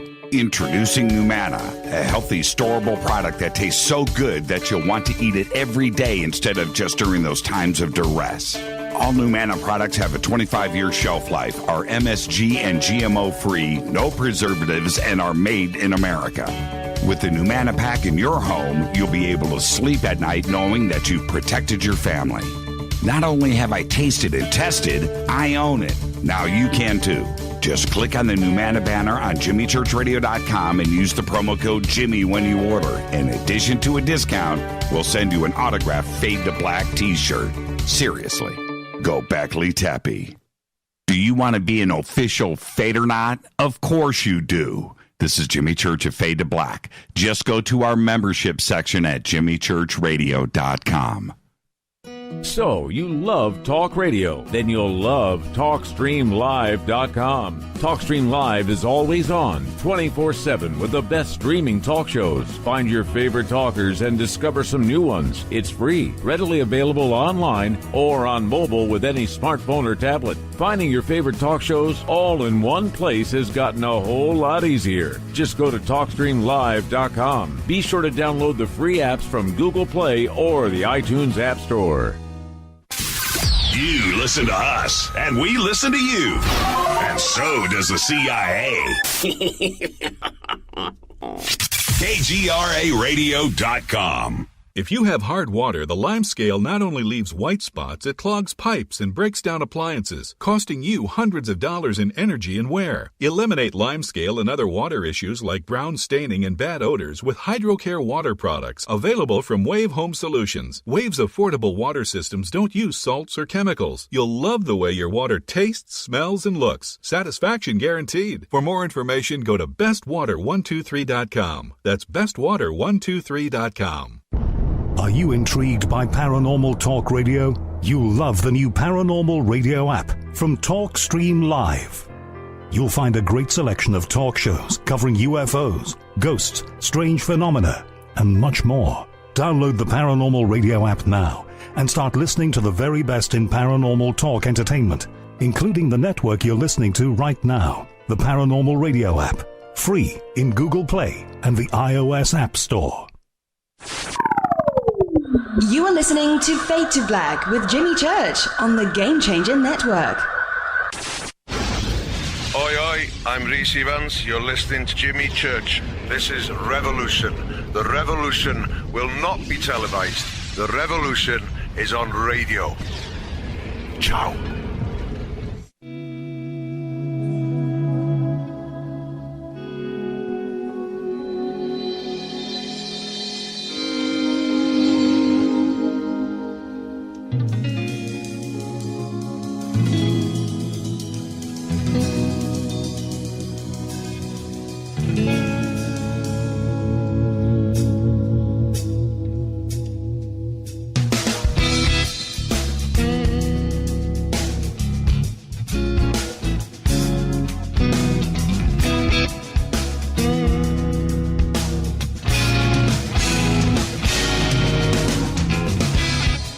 Welcome back, Fade to Black. I'm your host, Jimmy Church. Our guest tonight, Randall Carlson. Tomorrow night is Fader Night, open lines all night long, premiering with Teresa Yannaris, Divine Frequency on the airwaves. Let's pick up where we left off, Randall, because you brought up Robert Schoch and his suggestion that it could have been something possibly from the sun. And I anything is possible, right? But there's something else here, and you brought it up earlier. It's that magic number that keeps popping up, which not only is that year, 10,500 BC, and what has been presented with the Giza Plateau and Schock and John Anthony's West, their great work, but then you have other things too as well. Göbekli Tepe, you have the alignments of the stars. And now we have these events over here in North America. This date is significant around this planet. What do you think is going on? Well, if you go back and reread Graham Hancock's book, Fingerprints of the Gods, he points this date out. Maybe he's off by a few hundred years, which, the evidence that was available in the mid-1990s, you probably couldn't get at greater resolution than that. I think whether he put it at 12.5 or 12.9, it really doesn't matter. But he basically interpreted a lot of the ancient systems that we've inherited, some of the Egyptian stuff, particularly like the alignment of the Sphinx with the looking at the horizon. I would recommend for people to go back and reread that book because basically he pinpoints that date because of his reading of the ancient archives of information. And that was, basically 23 years ago. So at the time, he wasn't quite sure what attribute that catastrophe, but he definitely believed that it was pointing to some great catastrophe that happened. And he got a lot of flack for that from people, in the professional community, in the scientific community, who had basically given no thought to it, really didn't know anything about it, but were just operating primarily under assumptions of how things happen, how things change, that were left over essentially really from the late 19th century, which formed the dogma of all earth science studies through most of the 20th century, which was this strict gradualism that we could account for everything that we see in the world today by invoking one grain of sand and one drop of water at a time. And given enough hundreds of millions of years, we could accomplish anything. Well, that's the paradigm that dominated our thinking of Earth change for most of the 20th century. And of course, that now has been completely overturned. It still has its defenders who don't, basically, I think, are intellectually afraid to acknowledge the implications of catastrophism, what that might mean for life history, what that might mean for the history of civilization on this planet. But definitely Graham was ahead of his time with that. And, now what brought him back on board with this, in active engagement was the work of Firestone, West, Kennett, and others that came out in 2007 that were essentially saying, yeah, we now have evidence that there was something, perhaps a comet or an asteroid impact that occurred right on this date, which, he had identified over 20 years before.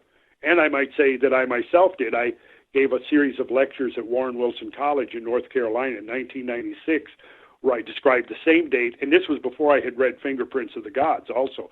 So I had come upon this same date independently of Graham and had concluded that all of this ancient evidence and knowledge was pointing to that date at 12,900.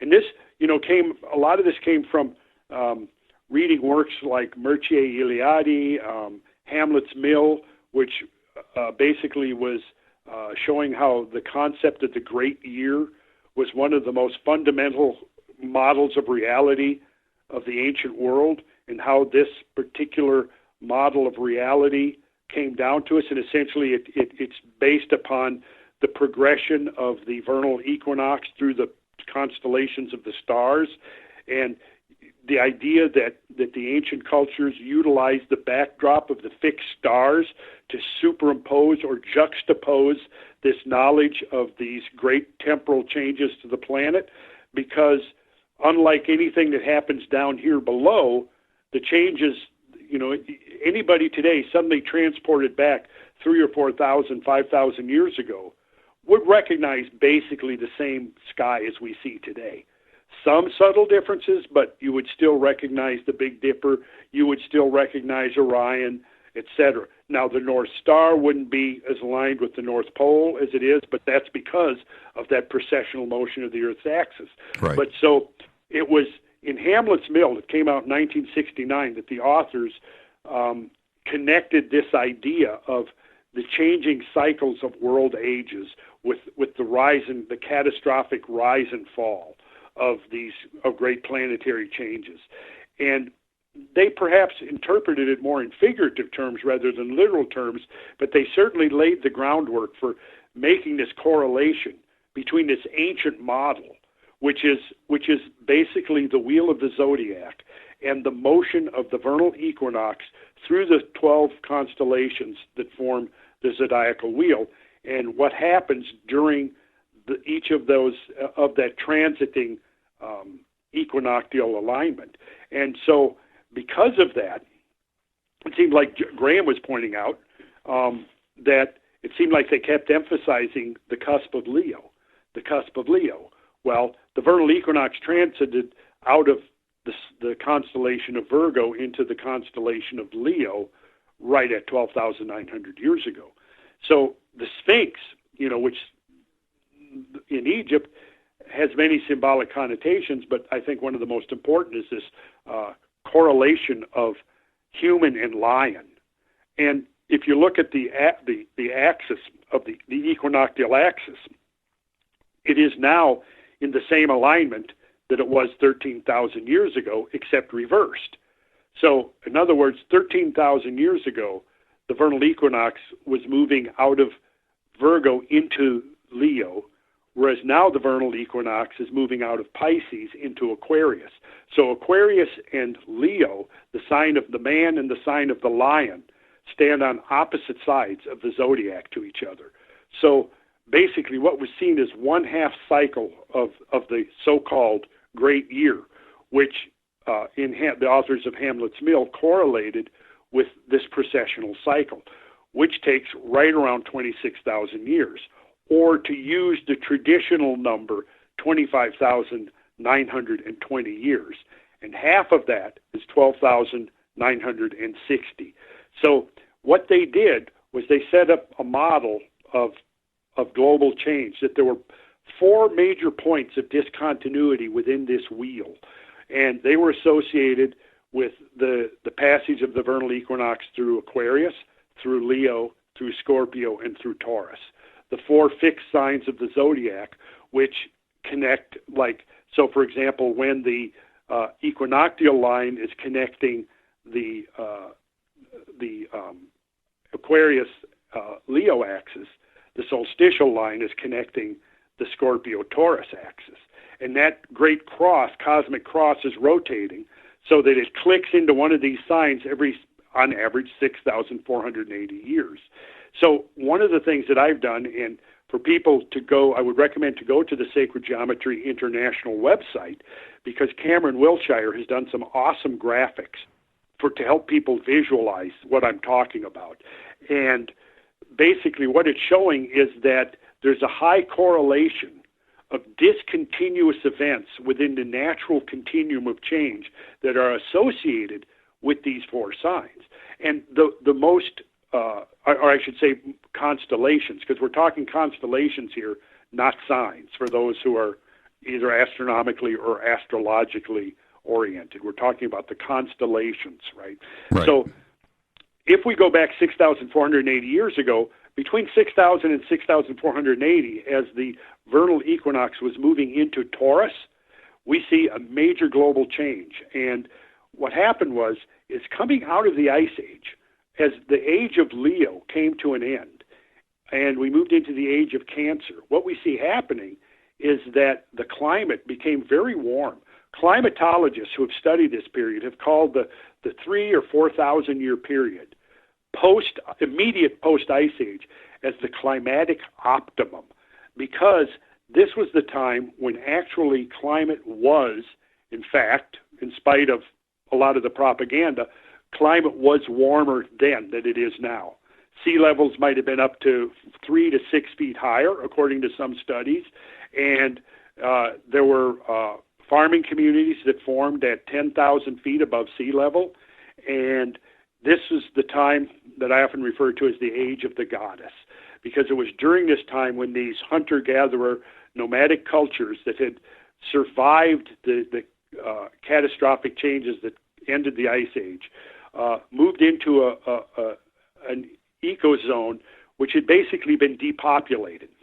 Now, nature, if you study these great catastrophes, whether it's in the aftermath of hurricanes or volcanic eruptions or even asteroid impacts and that sort of thing, what you discover is that the recuperative powers of nature are phenomenal. And I visited, about 2 years ago, I visited Mount St. Helens to investigate the recovery, in roughly 3 decades after the great eruptions created a lunar landscape over about 200 square miles, right? And you could see how rapidly nature was reclaiming that devastated landscape. And in another 3 or 4 centuries, that mountain, the whole mountain, should be pretty much reforested, right?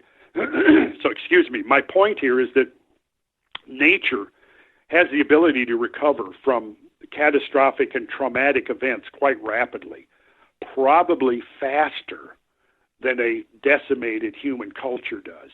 And so, in the aftermath, like I described earlier, Clovis culture apparently almost completely disappeared from North America. Right? So 1,000 years later, another culture begins to appear. They're so different, distinctively different, that they've given a different name by archaeologists. They're called the Folsom culture. Who are the Folsom culture? Well, nobody knows exactly where they came from. Interesting genetic studies that are beginning to reveal some very interesting information about the dispersal of people around the globe. But it gets back to this question that you brought up earlier. You see, it's almost like when you look at Mount St. Helens, what you see there is what the ecologist calls a refugium. A refugium is somewhere where species, where some little enclave of nature manages to survive by whatever reason, whatever luck of the draw. But these refugium are the places from which nature begins to recolonize these devastated landscapes. Typically, first thing it appears in the volcanic ash is a generation of ferns. And then you have a few generations of ferns. They grow up, they live their life cycle, but they return to the soil, return to the ash, and they help begin to build the layer of soil that can now support the more advanced species. And so we have to understand what happened at the end of the last ice age was that there were large portions of the planetary surface that were basically destroyed, that were basically erased.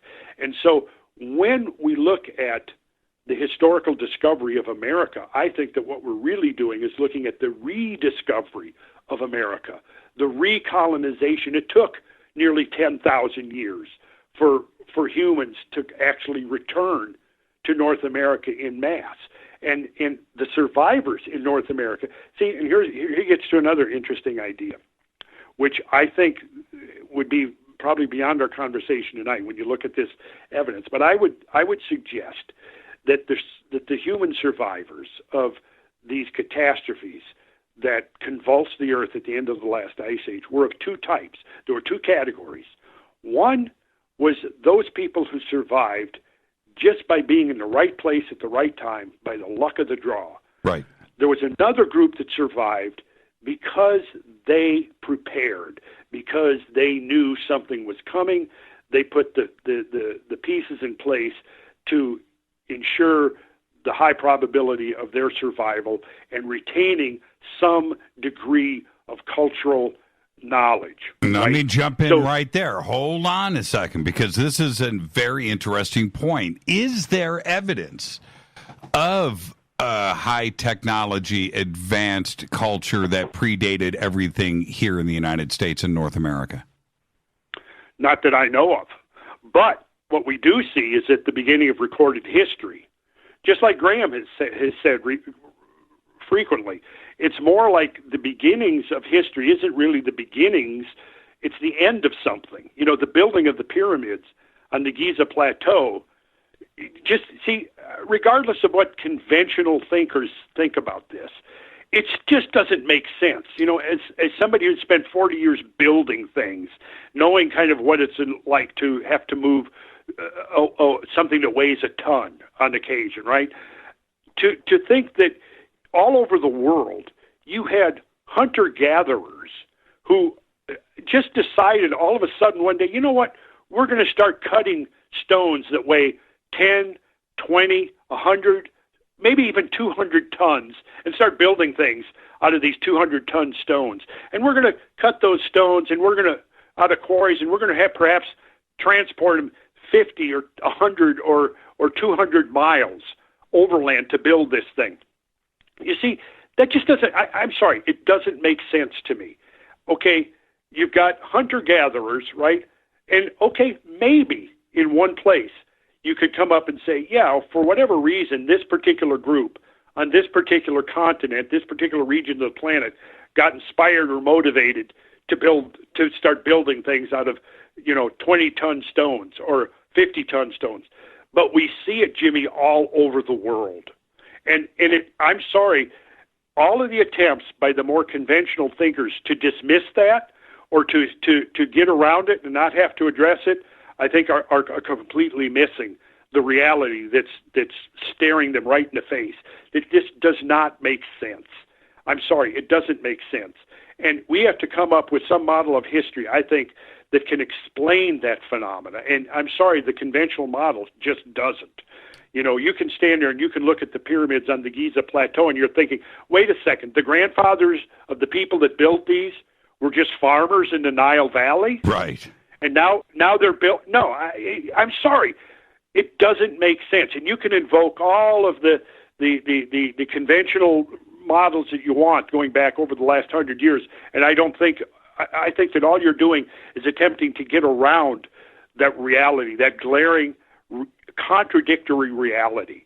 You see, and then we can go South America. We can go, Malta. We can go to, Lebanon and Syria. We can go to the British Isles. We find the same thing. And that's what I'm getting at. So if we begin to try to look at the explanation for that, I think it leads us directly into admitting that, yeah, there was somebody who had some kind of knowledge of engineering, of mathematics, of astronomy, of geology, and they were able to somehow intervene in cultures and motivate these cultures to do these things. And if you look at the traditions of the cultures themselves, it confirms what I just said. They all talk about gods or these higher beings that came in.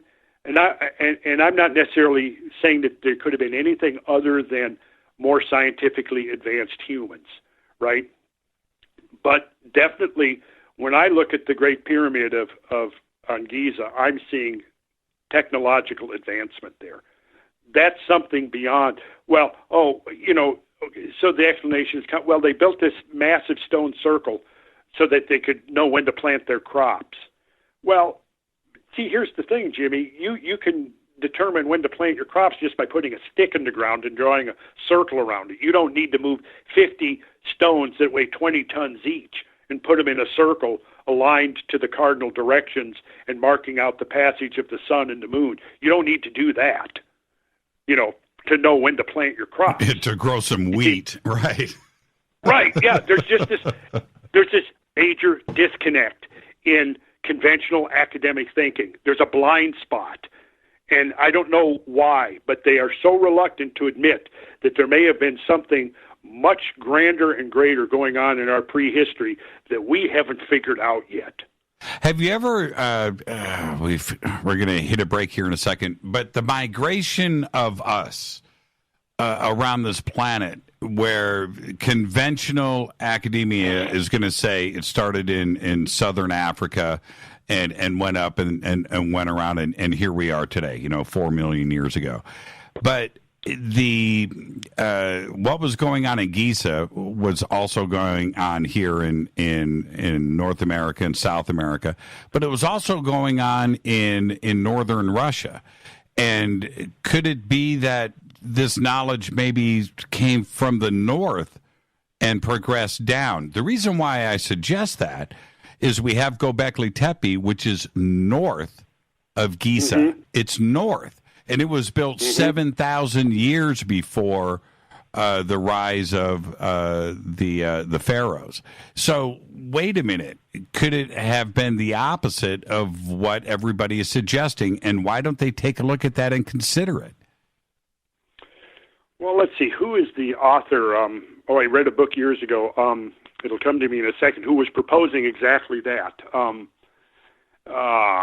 What was his name? I'll have it after the break. Okay. I'm sure I can dredge it up from the archives. So how much time we got left? Yeah, we've got 4 minutes. Oh, 4 minutes. Oh, well, okay. That's enough to cover a couple of thousand years of material, right? Well, because if you go and you start, I suggested this a few months ago. I'm just laying awake and thinking. I can't stop my brain. And I started to think about the Black Sea and what was going on around there. And you start to look at Russia and you go up, and head north, certainly China too. But how that just funneled down through modern day Turkey today and the ancient structures that are there that predate everything else. And, of course, Göbekli Tepe is right there, again, at that magic number at 10,500 BC, that maybe this knowledge came from the north and it didn't come from the south up through Egypt, around Jerusalem, and then up to Göbekli Tepe, because the dating is in the opposite direction. Mm-hmm. I certainly would consider that a possibility. And the name of this author and his book, which I read years ago, will come to me in a second. But, yes, he was proposing that there was a northern source. I certainly think that's worthy of consideration. I wouldn't say necessarily that, I'm going to believe that that's the final answer, but it could definitely be plausible in my opinion. We got to be open to all possibilities here, because we're confronted with something that's really beyond any conventional explanation. And, this is where, what was the geologist, was it T.C. Chamberlain? I'm sure you don't remember, but he was discounting his colleagues around the turn of the century for being too hidebound, too conventionally oriented. And he said that there's an important role for the outrageous hypothesis in understanding Earth history. And, I'm a firm believer in that we have to, it's the balancing between, the absurd and what could be possible, because there is a lot of woo out there, woo-woo stuff. And, we got to be careful and always consider what the evidence suggests. But interestingly, to me, the evidence points to something that's as extraordinary as anything fictional that you could come up with. That's right. And Randall, I've got a minute left. When we talk about the land bridges and the differences in sea levels, and certainly ice and how different the world was 40,000 years ago, that migration maybe, this is what I'm suggesting, maybe it started here in North America, went up across, around, through Russia, through the land bridge, the opposite direction of what is the dogma that we're fed, and then down from the north, from Russia and around. That's all I'm suggesting here, that maybe it started here. Why? The ice that came down from Canada and covered North America, maybe people split. They went to where the food was, and they went back out and across and around, and then repopulated North America at a later date when things settled down. I'm just saying that's how my brain works. Well, you could be onto something. If we're going back 40 or 50,000 years, or maybe even earlier, America has been, or I'd say North America has been subject to this recurring episodes of glacial and interglacial ages, so that you'll have 10 or 15,000 years of a glacial age, and then you'll have an interim period that's as warm as now, or maybe not quite as warm, but where the glaciers shrink back, maybe not disappear altogether, but shrink back to just only a small part of what they had been at their maximum. And so there's actually kind of a periodicity to this thing, this expansion and contraction of the glaciers, the rising and falling of sea levels. It's almost like a pulse of the climate, of the global climate. In the interim periods, yes, there could have been, who knows what could have arisen during those interim periods, but then basically erased when the next ice age comes. Because think about Canada. In Canada, you've got... Hold on. I got to take a break right here. I can tell where this is going. So all right. Let's take a quick break. And also, I want you to wrap your mind around a conversation about the RICAT structure. And there's something going on there, too, as well. We'll be right back. Our guest, Randall Carlson. Stay with me. Hi, everybody. This is Rob Halford, the Metal Guard on geometrician.com. This is KGRA Digital Broadcasting Station, Salt Lake City, Utah, Van Buren, Arkansas. Poor water quality is a major health issue, and it's only getting worse. Municipalities can't keep up, standards have dropped, and pollutants are increasing. Where does it all end? It ends by keeping the pollutants outside of your home with HydroCare's advanced systems available at Wave Home Solutions. No less than the best purification materials and processes have been developed by HydroCare to provide you with healthy, clean water for drinking, cooking, and showering. HydroCare far surpasses the competition in removing chlorine, odors, iron, lead, chemicals, limescale, and much more. Don't settle for less when it comes to your water. We'll take care of the toughest water problems for you, whether it's from a city or well source. Satisfaction guaranteed. For more information, call 888-997-WAVE. That's 888-997-WAVE. Or go to bestwater123.com. That's bestwater123.com. Wave Home Solutions for a healthy, comfortable home. Your contact for current news and trending topics. KGRAradio.com. Does your basement or crawl space have a damp, musty smell? Well, watch out. That's a sign of too much moisture and not enough ventilation. And that can mean increased mold growth and the buildup of harmful toxins and gases. Don't bother with a dehumidifier. It just circulates the same unhealthy air. Now there's a better way to remove these dangers and odors. It's with the computerized Wave Moisture Control Unit that reduces moisture and expels pollutants. We replaced our old dehumidifier with the Wave unit, and in only 3 weeks, our basement is dry and the musty smell is gone. Wave units require no maintenance, no buckets of water or filters, and costs only pennies a day to run. Breathe better, live healthier with an affordable, no-maintenance Wave unit. Call 888-717-WAVE, 888-717-WAVE, or visit dryhealthyhome.com, dryhealthyhome.com. Ride the wave. Wave Home Solutions for a healthy, comfortable home. This is Jimmy Church of Fade to Black, and I only drink Fade to Black blend coffee from Rivermoon. Just click on the Rivermoon Coffee banner at jimmychurchradio.com. Promo code F2B Blend. So are you tired of being tired? Well, then it's time to get the tea. Hey, it's Lisa here to tell you about this all-natural, all-organic tea I've been drinking that has had great results for over 20 years. It's called Life Change Tea, and it's specially formulated to help detoxify and cleanse your kidneys, liver, colon, and blood all at once.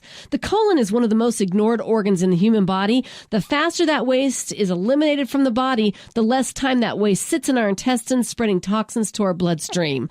This tea helps cleanse chemicals caused by outside intruders from our entire digestive system. And get this, weight loss can be a side effect. And with continued use of the tea, you can experience clearer, healthier, younger looking skin, increased energy, and a happier outlook on life. So if you're tired of being tired, get the Life Change Tea at getthetea.com. That's getthetea.com. And like me, you'll be glad you did. Did you know that when you're on the road with limited data or Wi-Fi available, you can still listen to every minute of Fade to Black by just calling 605-562-4482. No smartphone, app, or internet needed. It saves your data plan and no extra cost if you have unlimited minutes. Just call 605-562-4482. You can listen to me, Jimmy Church, on any phone, anytime, anywhere. Go Beckley Tappy.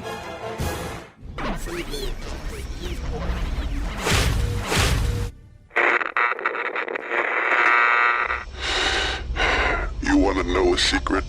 I love ponies. I really love ponies. I'm serious. I couldn't stay sane without ponies to brush. Why fade to black? Because you never got that pony, damn it. This is Fade to Black with Jimmy Church on the Game Changer Radio Network and KGRA, the Global Radio Alliance.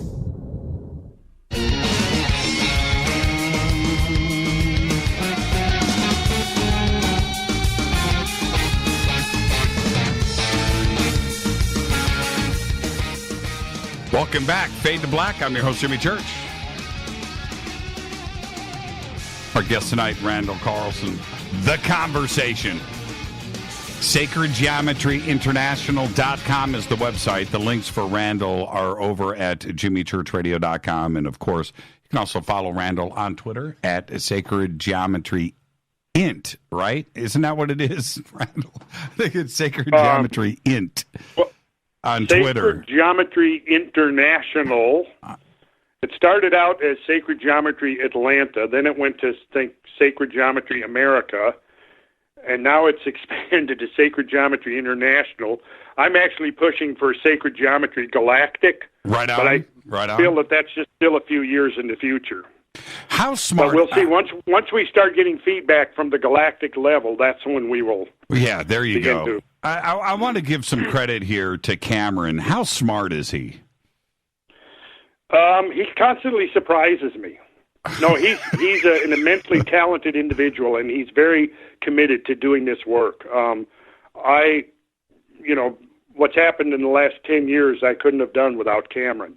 Or my other good colleague, Brad Young. I have to give credit to both these guys. Brad Young has put together the geocosmicrex.com website that has now over 100 video clips on it of our excursions out into the field. It's also got, maybe a dozen or so articles and essays that I have written giving background to this. He's got videos up there of when we were traveling with Graham, of myself and Graham out in the field examining this data. He's also got drone footage now because he's become a licensed drone pilot, federally licensed drone pilot. So we are now, part of what we're doing is archiving drone footage of these landscapes of catastrophe. So those two guys, Brad Young and Cameron Wiltshire, have been indispensable to everything that's happened in the last 10 to 20. Actually, Brad and I have been traveling together going on about close to 22 years now. We've done, I've even lost count, 40 or 50 expeditions around documenting this stuff. So we have hundreds of hours of video clips, tens of thousands of slides and photographs, and now we're adding the drone footage to it. So you'll find between those two websites, people can get pretty much a whole broad spectrum of what this research is all about. Because there's, on the one hand, there's the sacred geometry side of it, like we've been talking about, that was born out of the studies of architecture and art and things like that. And then the other side is what came out of the studies of the Earth, that came out of astronomy. And to me, what's exciting about it is really we're seeing a convergence of these. And it's hinted at even in the nomenclature: geometry, measure of the Earth; geology, Earth knowledge. Right, so they're both referring us back ultimately to the Earth, which is the center of all this action that we're talking about.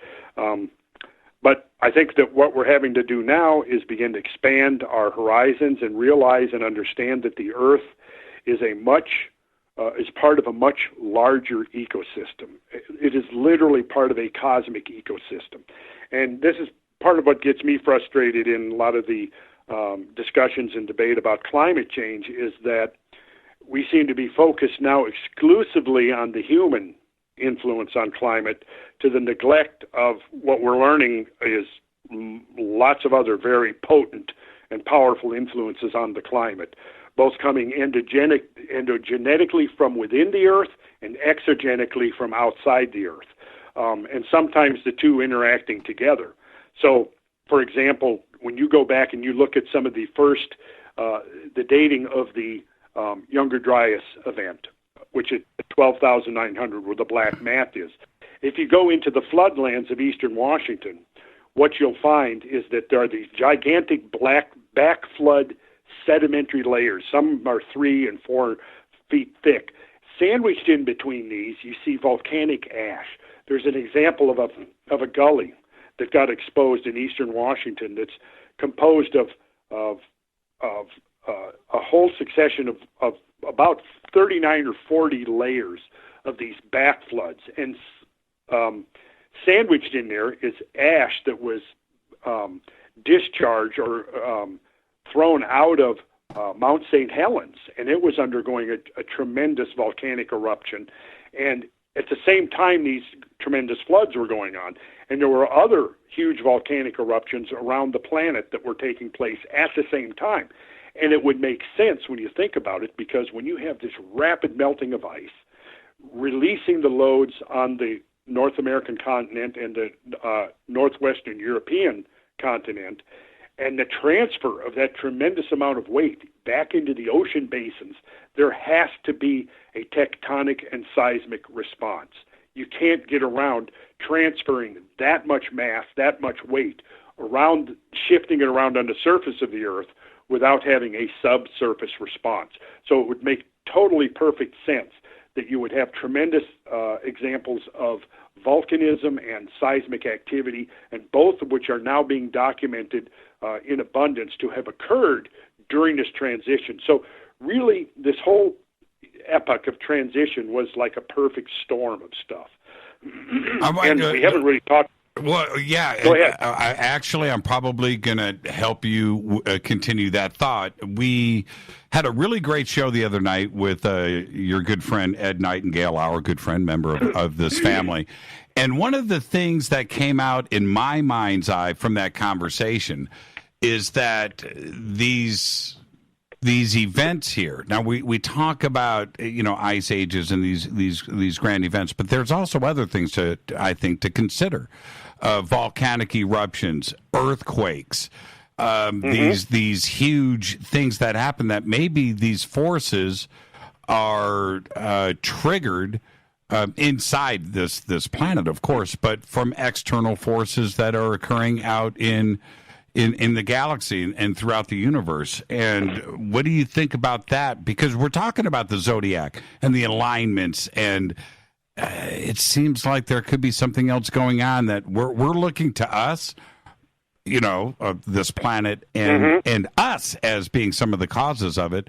We may not have any control at all, and it may be happening from off planet. Well, I think you're exactly right, Jimmy, and I will try to explain a model that I think is kind of something that is being supported by accumulating evidence. It begins to make sense. We've got a solar system level and we have a galactic level. And if we look at the architecture of the solar system, we see we've got a zone of inner planets and we have a zone of outer planets, much larger outer planets, which consist of Jupiter, Saturn, Uranus, and Neptune. Then if you get outside the orbit of Neptune, you get into a zone called the Kuiper Belt, which is a zone of billions of comets, presumably left over from the original construction of the solar system. Now, this belt of comets ranges from, I think about 20 astronomical units out to maybe 200 astronomical units. Now, an astronomical unit is the distance from the Earth to the Sun. Okay? Then, going way beyond the Kuiper disk, you get into another area of a disk that's part of the Oort cloud, which is a hypothesized sphere of cometary bodies that surrounds the solar system way out halfway to the nearest stars. So you're looking at even extending out thousands of light years, not light years, astronomical units from the inner solar system, right? Now, it's hypothesized upon upon reasonable conjecture that the Oort cloud is periodically affected by events on the galactic level. So because of the fact that the Oort cloud is so far away, it's only loosely bound to the inner solar system. So it can be affected by the gravitational pull of the galaxy, or passing stars, possibly nova events.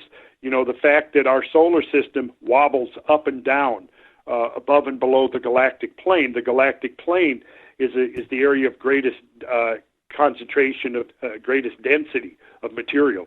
So as our solar system oscillates above and below, it's possible that these events on a galactic level, or possibly to use the scenario of Paul Liaveleti, which was the galactic pulse, that periodically there are core explosions at the galactic center.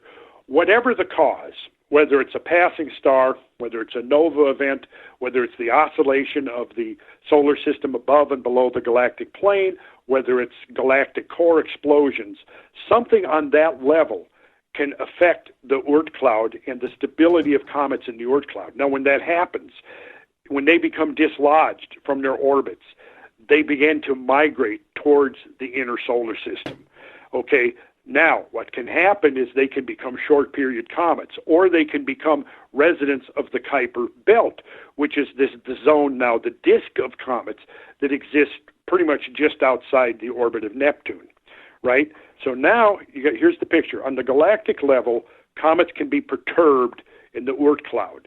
That can send a cascade of comets towards the inner solar system. Now, it may take hundreds of thousands of years for them to make that journey from way out there, especially because they're on long spiraling orbits that each passage brings them in closer to the inner solar system and closer to the sun, right? And then you have the Kuiper disk. So the Kuiper disk now is close enough that it can be affected by the outer planets. And there's some very interesting work that has been done. What were their names? Let's see, Harold Levison, Boulder, Colorado. Let's see, Martin Duncan, who was with Queen's University at Kingston, Ontario. I'm trying to pull up some notes here. Yeah, they published the result of a very interesting study. It's been close to 15 years now, I think. I don't remember the exact date of it, but they published their studies, which was a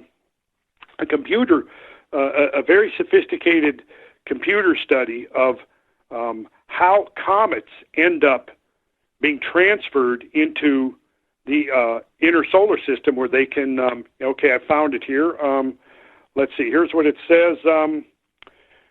With the existence of the Kuiper belt no longer in doubt, this was published in Science News. I don't think I have the date handy, but it was about 15 years ago. With the existence of the Kuiper belt no longer in doubt, researchers have turned to another question. How do short-period comets leave this storehouse, and how do they venture into the inner solar system? A year ago, researchers provided the definitive answer to the first part of the riddle. In the simplest terms, comets leave the belt because it has a slow leak. So Martin Duncan, Stuart M. Budd, and Harold F. Levison reported the results of the most extensive computer simulation ever done of the Kuiper belt. So what happens is this. Some of the comets that escape from the Kuiper belt move away from the solar system.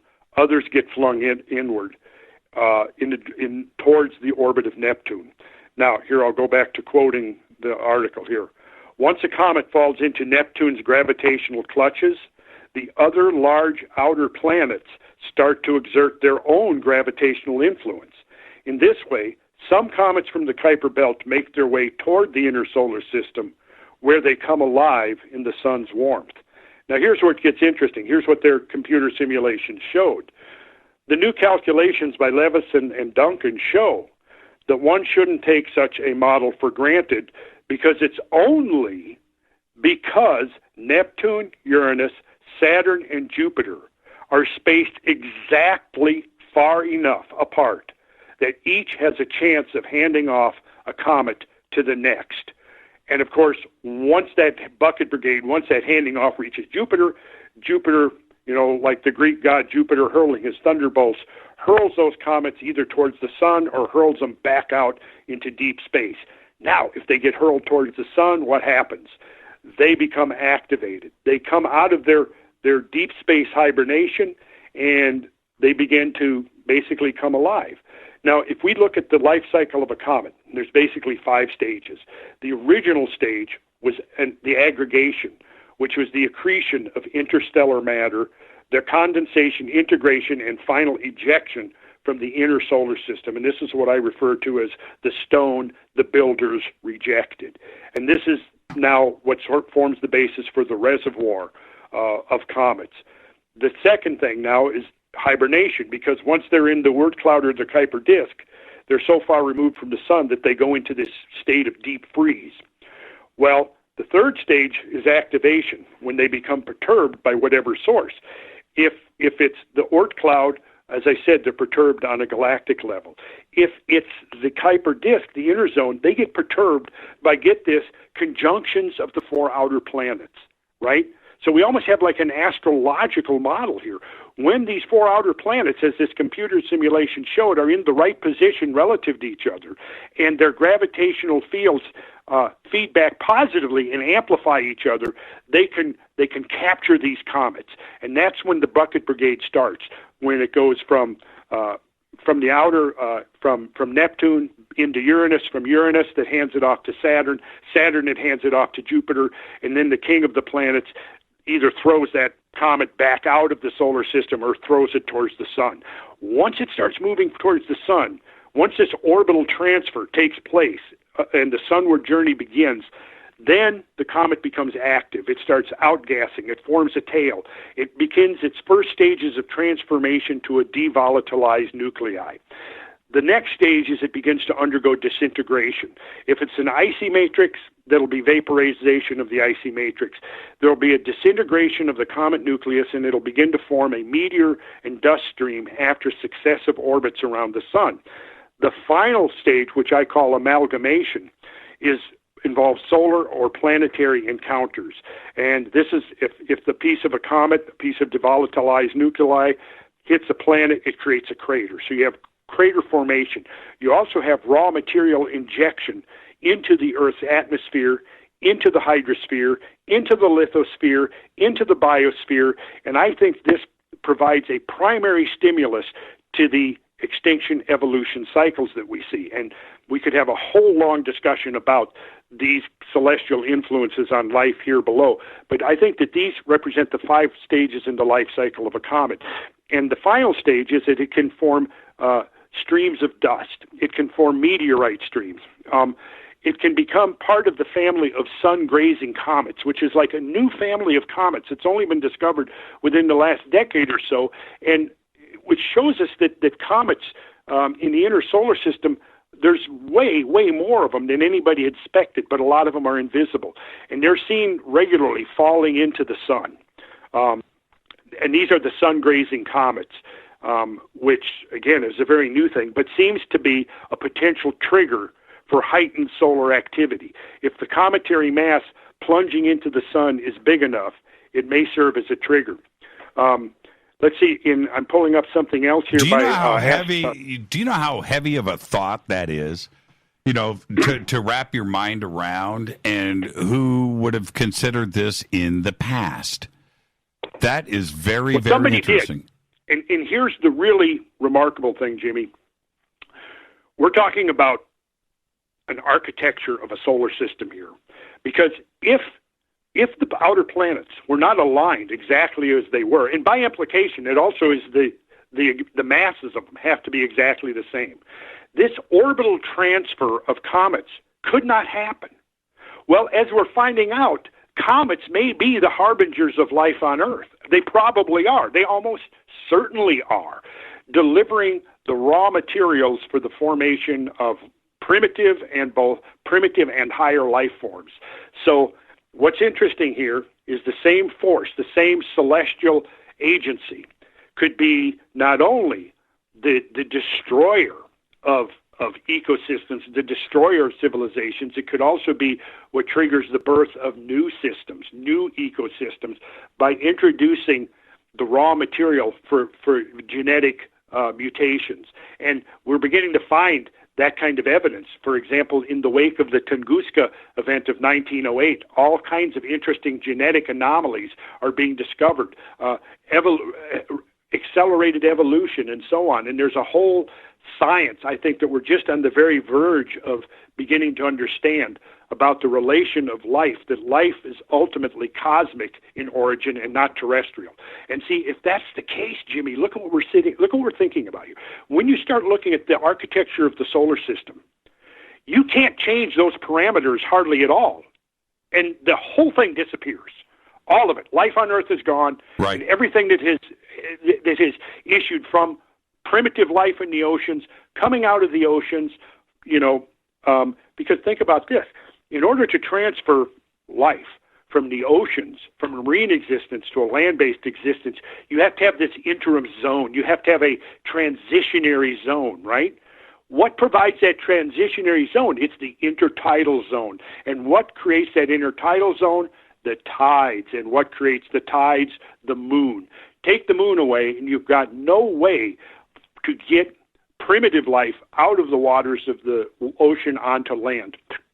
So, without getting too teleological here, I can't help but look at the what would we say, the Goldilocks conditions of our solar system that have to be just exactly right, or none of this happens. If we were too close, if we were a little bit closer to the sun, man, it's too hot. That's right.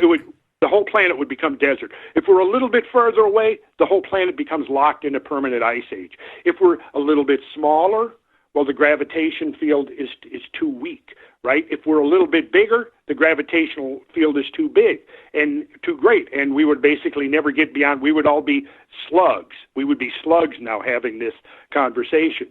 But you see, what I'm getting into is once we start defining the parameters, we realize that, God darn, it looks like this whole system was designed. Or it's the most bizarre accident. And how many times could this accident have occurred in the galaxy or even in the universe? I have no idea. I don't either. No basis for, I don't. Right. We've got 3 minutes to the break, 2 minutes. I want to get this thought out, and I'm going to keep you for overtime. You're not going to go to bed yet. Is this... After every mass extinction that we had on this planet, and some of them were huge, where 90% of everything died. Yes.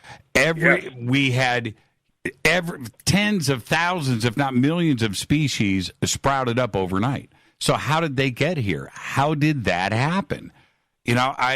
Could it have been a comet? Was there some kind of cosmic event where we just got reseeded overnight? Well, have you heard of the theory of panspermia? Absolutely. Of course you have. Yeah. Now, which is certainly, I think, as plausible as any as to the origin of life on Earth. Now, of course, a skeptic could say, well, then how do you explain the source of life, even if it's cosmic? And the answer, quite honestly, is I don't know, and nobody else knows. All we can do is speculate. A great occultist at the early part of the 20th century said, well, it was all the miracle at the beginning, and everything since then has been physics, right? So we can push it back to the beginning of the universe, and yeah, nobody can explain that. Nobody can explain what existed before the universe. What does it even mean to ask that question? What existed before time? What existed before space? I don't usually even go there because I'm going to leave that to the cosmologists. I've got to stick a little closer to home, so I've kind of put my limits, at the metagalactic level. I'm not even go out to the. I love you have to put limits somewhere. No, you don't, Randall. And the second that we start putting limits on asking questions and pondering the existence of everything, we lose. So don't stop, and let's continue after this break. I don't know, Jimmy. I don't know if I can deal with beyond the metagalactic. Our guest tonight, the one and only Randall Carlson. We're going to do some overtime right here. We're going to pick this up when we come back. Listen, Randall, I just got a couple of a text and an email and a tweet saying we can't let the recat structure go. So let's, I wrote it down. We'll come back and discuss that. This is Fade to Black. Our guest tonight, Randall Carlson. I'll be right back.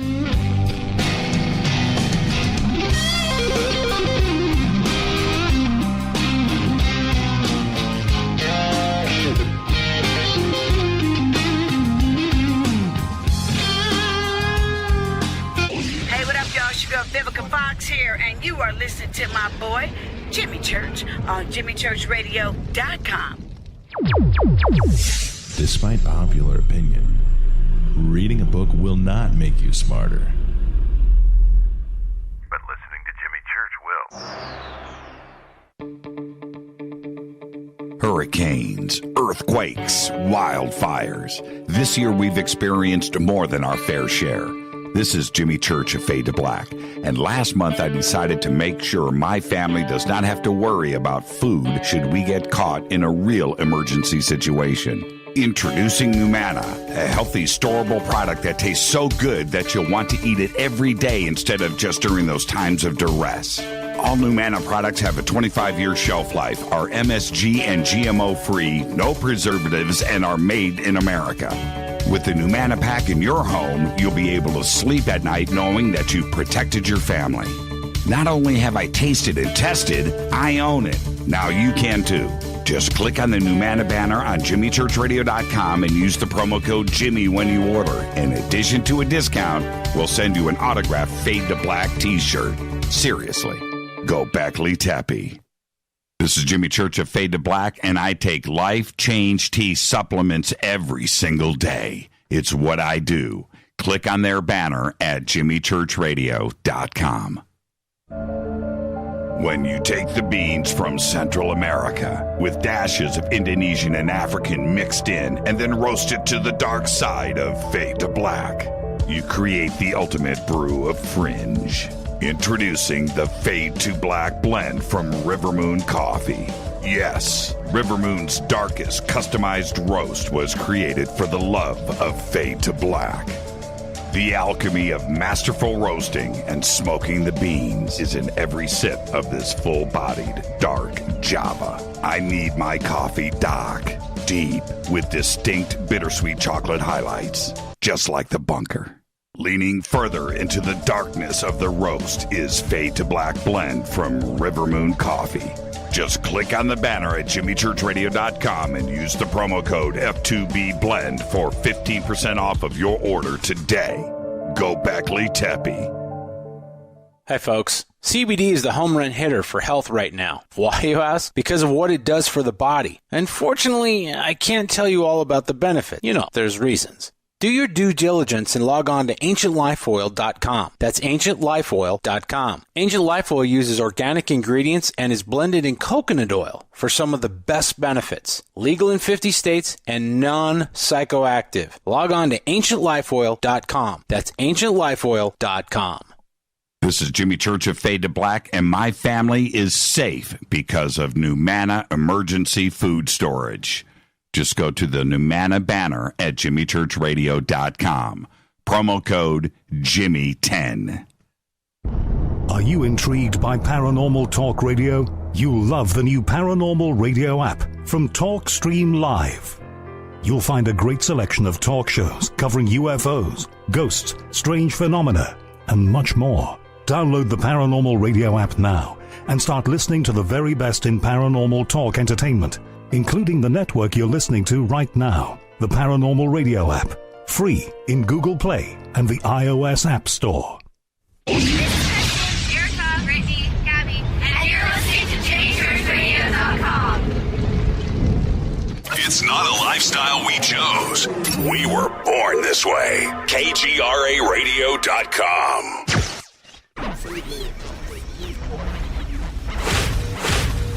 This is KJCR at JimmyChurchRadio.com.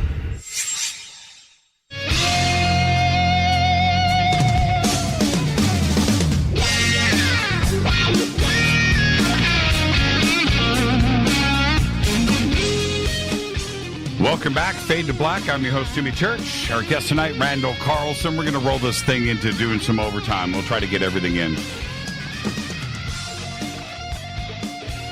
SacredGeometryInternational.com is the website, and the links for that are over at jimmychurchradio.com. You don't have to type the whole thing in. Just click.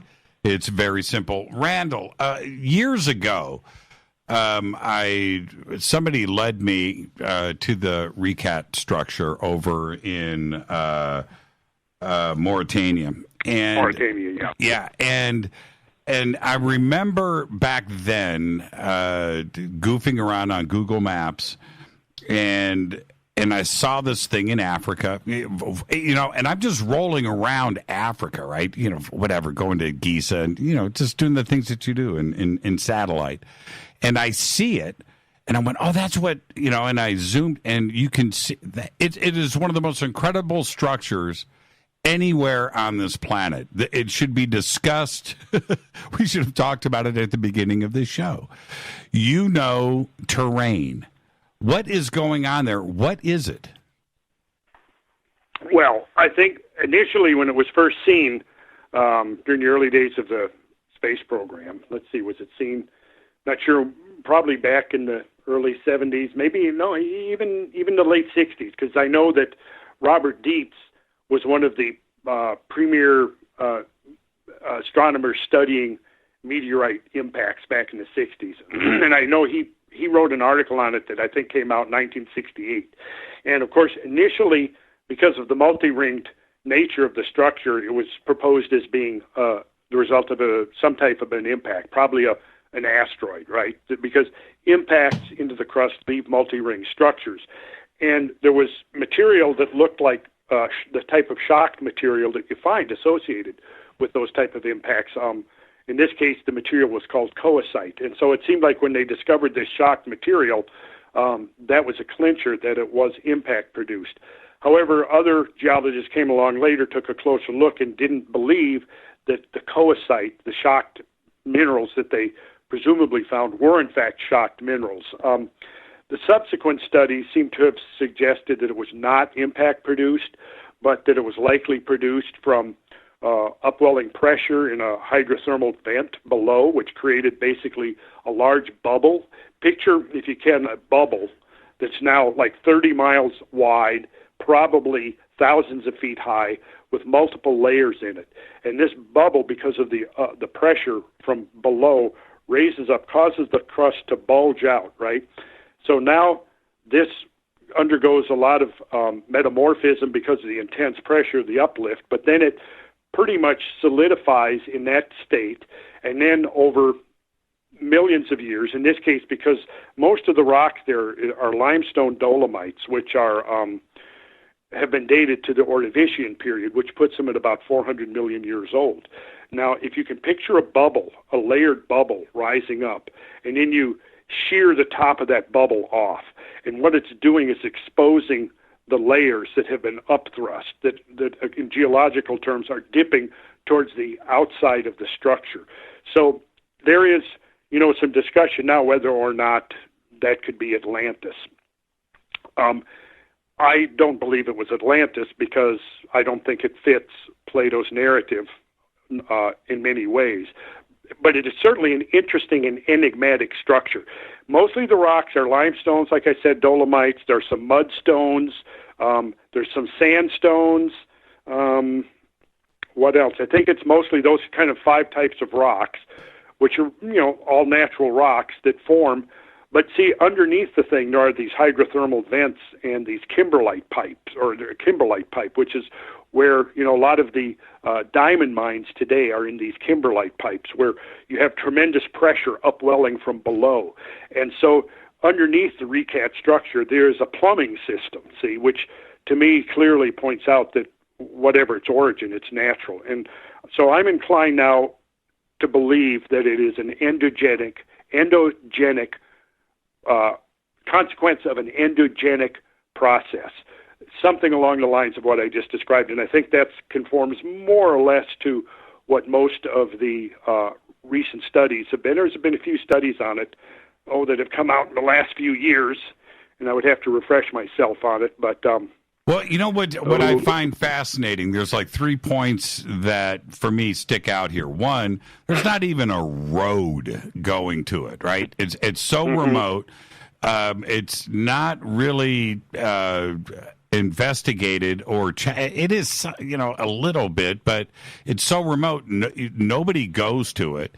That's the first thing, and I find that very interesting. The second thing, when I look at all of these pictures of it taken over the years, it looks to me like it could have been, well, probably was, for sure, surrounded by water, and it looks like it's been draining out on the southern, southwestern. I would say 7 o'clock. I think is the right number I want to kind of pick out here, and it's been draining out to the ocean for years. It looks like there's a river that reaches out to the west side of Africa.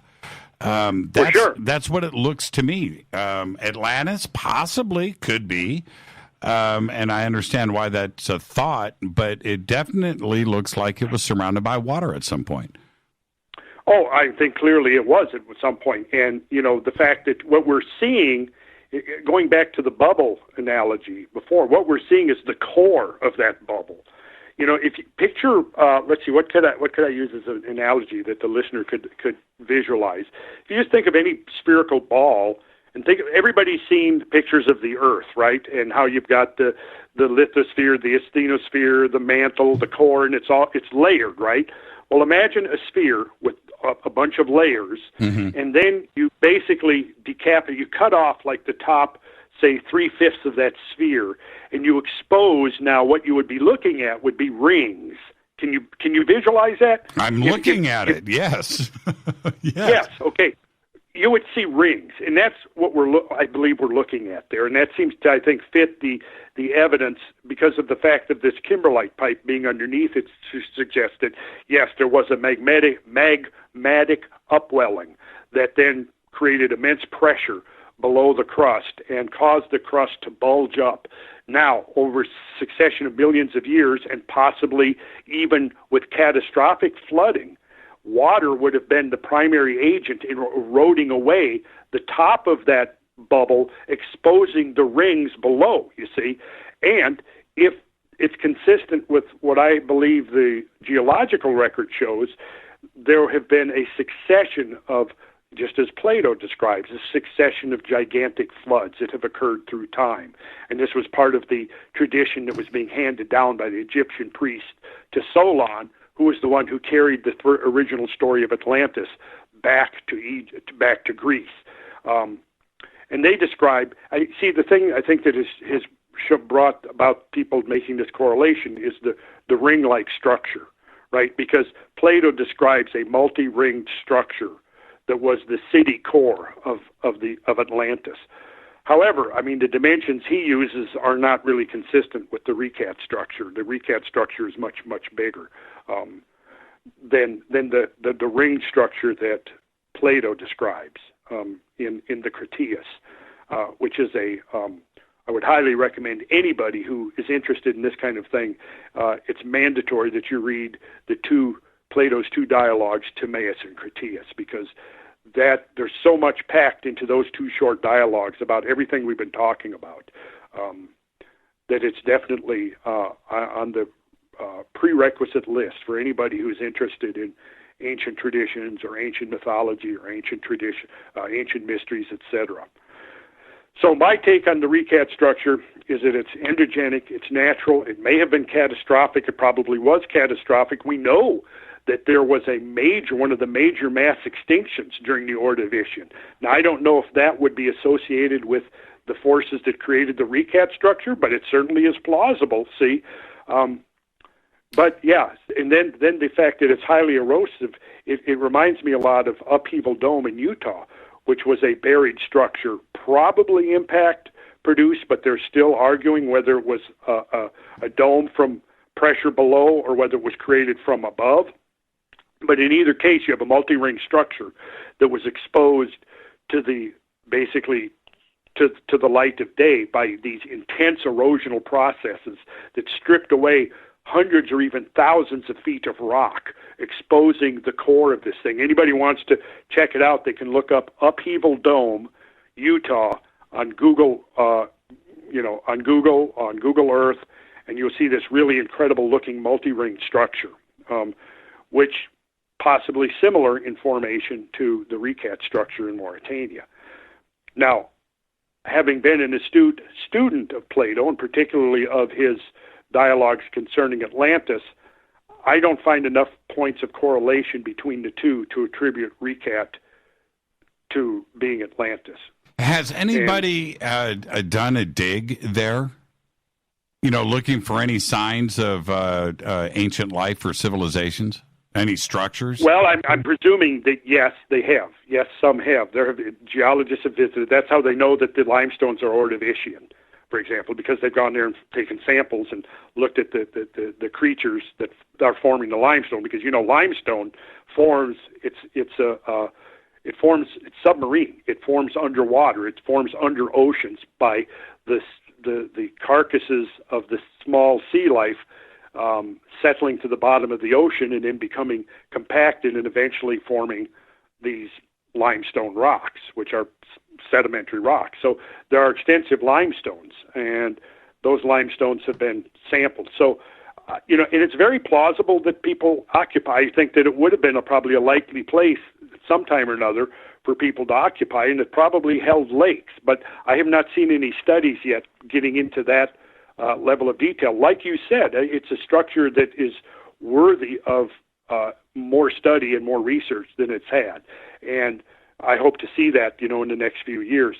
I do think it's very plausible that it held lakes, that there were rivers outflowing from it, and that there was probably human habitation along the shores of those lakes and rivers.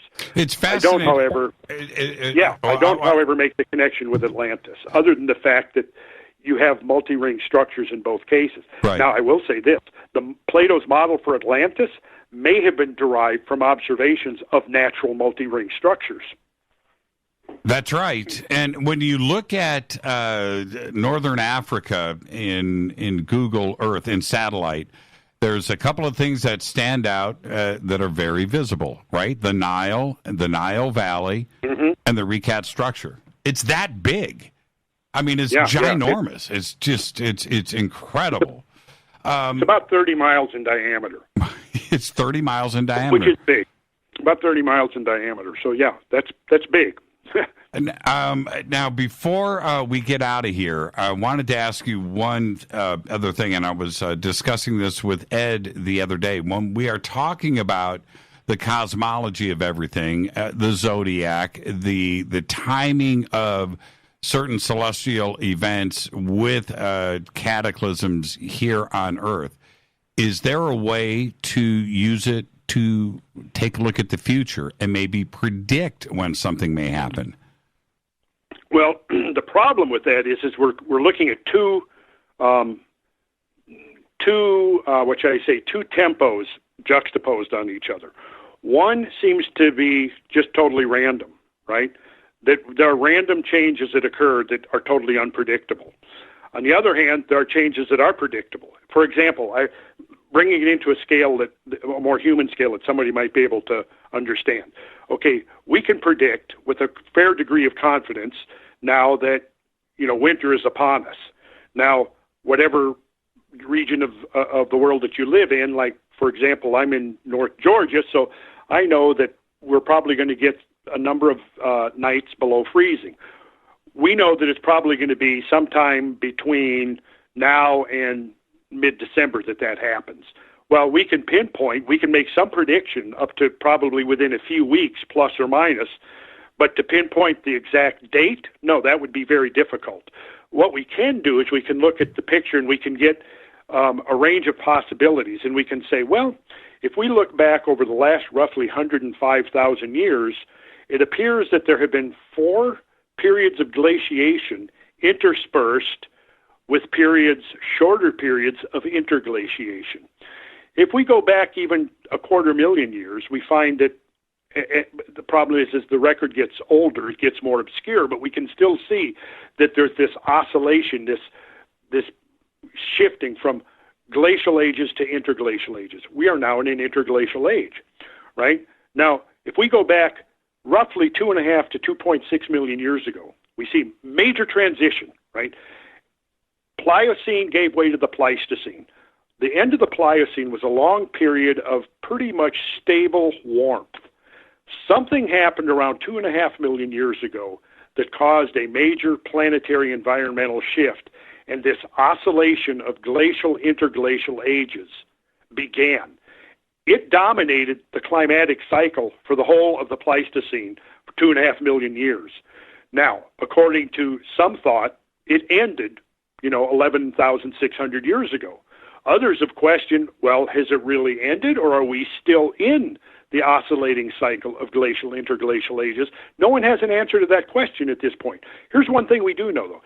Looking at the record that has been reconstructed of the last 250,000 years, which is based upon ice core records from Greenland, from Tibet, from Antarctica, from deep sea core records taken from in the Atlantic, in the Pacific, in the Arctic Ocean, in the speleothem formation in caves, which is dependent upon the amount of water and percolating through the rock, which is dependent upon the amount of rainfall. Looking at tree rings, there's a whole multitude of these proxies that have been used to reconstruct ancient climate. Looking at pollen, digging up a core and looking at the type of pollen and realizing, oh, look here, we've got pollen that's from trees that grow in northern latitudes, and then on top of that we have pollen that's deposited by trees growing 500 or 1,000 miles farther south. So obviously you can conclude, there was a major shift in climate. So around 2.5 million years ago, major shift in climate. The climate of the planet cooled dramatically. We began this period, this oscillating period of glacial, interglacial ages, and within that span of time, to the extent that we can discern the duration or length of the interglacial warm periods, what it is now appearing is that the Holocene, the one we're in now, is the longest interglacial warm period of 250,000 years. So what does that imply? Well, you can mull that over yourself and think about what that implies. But to me, what it implies is we can't take anything for granted, because when a break came earlier, I was just mentioning Canada, because when we go back to the last interglacial period, we have to think that, okay, a global climate similar to what we're in now. Now, presently, you have a lot of snow that falls over the northern United States and Canada in the winter. Spring comes, it all melts away and goes back into the rivers, from the rivers into the oceans, right? This is the hydrological cycle, and it keeps going, and it's very predictable. But now imagine this. You've got, 6-7 months of winter in the northern United States and Canada, right? And fairly confident that come April, May, spring is going to come, the snow will melt away. But now imagine this. The snow comes, but then spring doesn't come. Spring doesn't come for 10 or 15,000 years.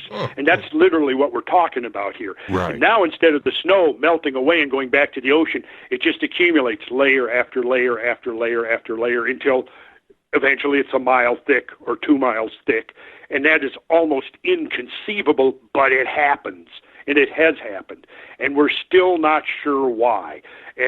But I can tell you this, a high priority is that we figure this shit out, Jimmy. And this is why I get frustrated when I hear people, for political reasons and promoting political agendas, saying, well, the debate on climate change is settled. And my response to that is, no, it hasn't really even begun yet. So excuse me if I get a little bit irritated when I hear that, but I do. Randall, you have critics. Do you actually have critics? Oh, I do. Oh man, I do, and it's usually the same. It's usually the same variations on the same theme over and over again. They never address the facts that I've brought to the discussion, because everything we've been discussing tonight, you want to challenge me? I will provide you the references, copious references. This isn't just something I've conjured up out of my head after, I got too stoned one night or something. This is something I have been working on since 1969, okay? Right. How many? It's 49 years, okay? So, don't come to me and say something about, well, he hasn't been peer-reviewed. Well, peer-reviewed, I'm sorry, happens to be a corrupt process at this point. I won't use the term corrupt. I'll use the word compromised.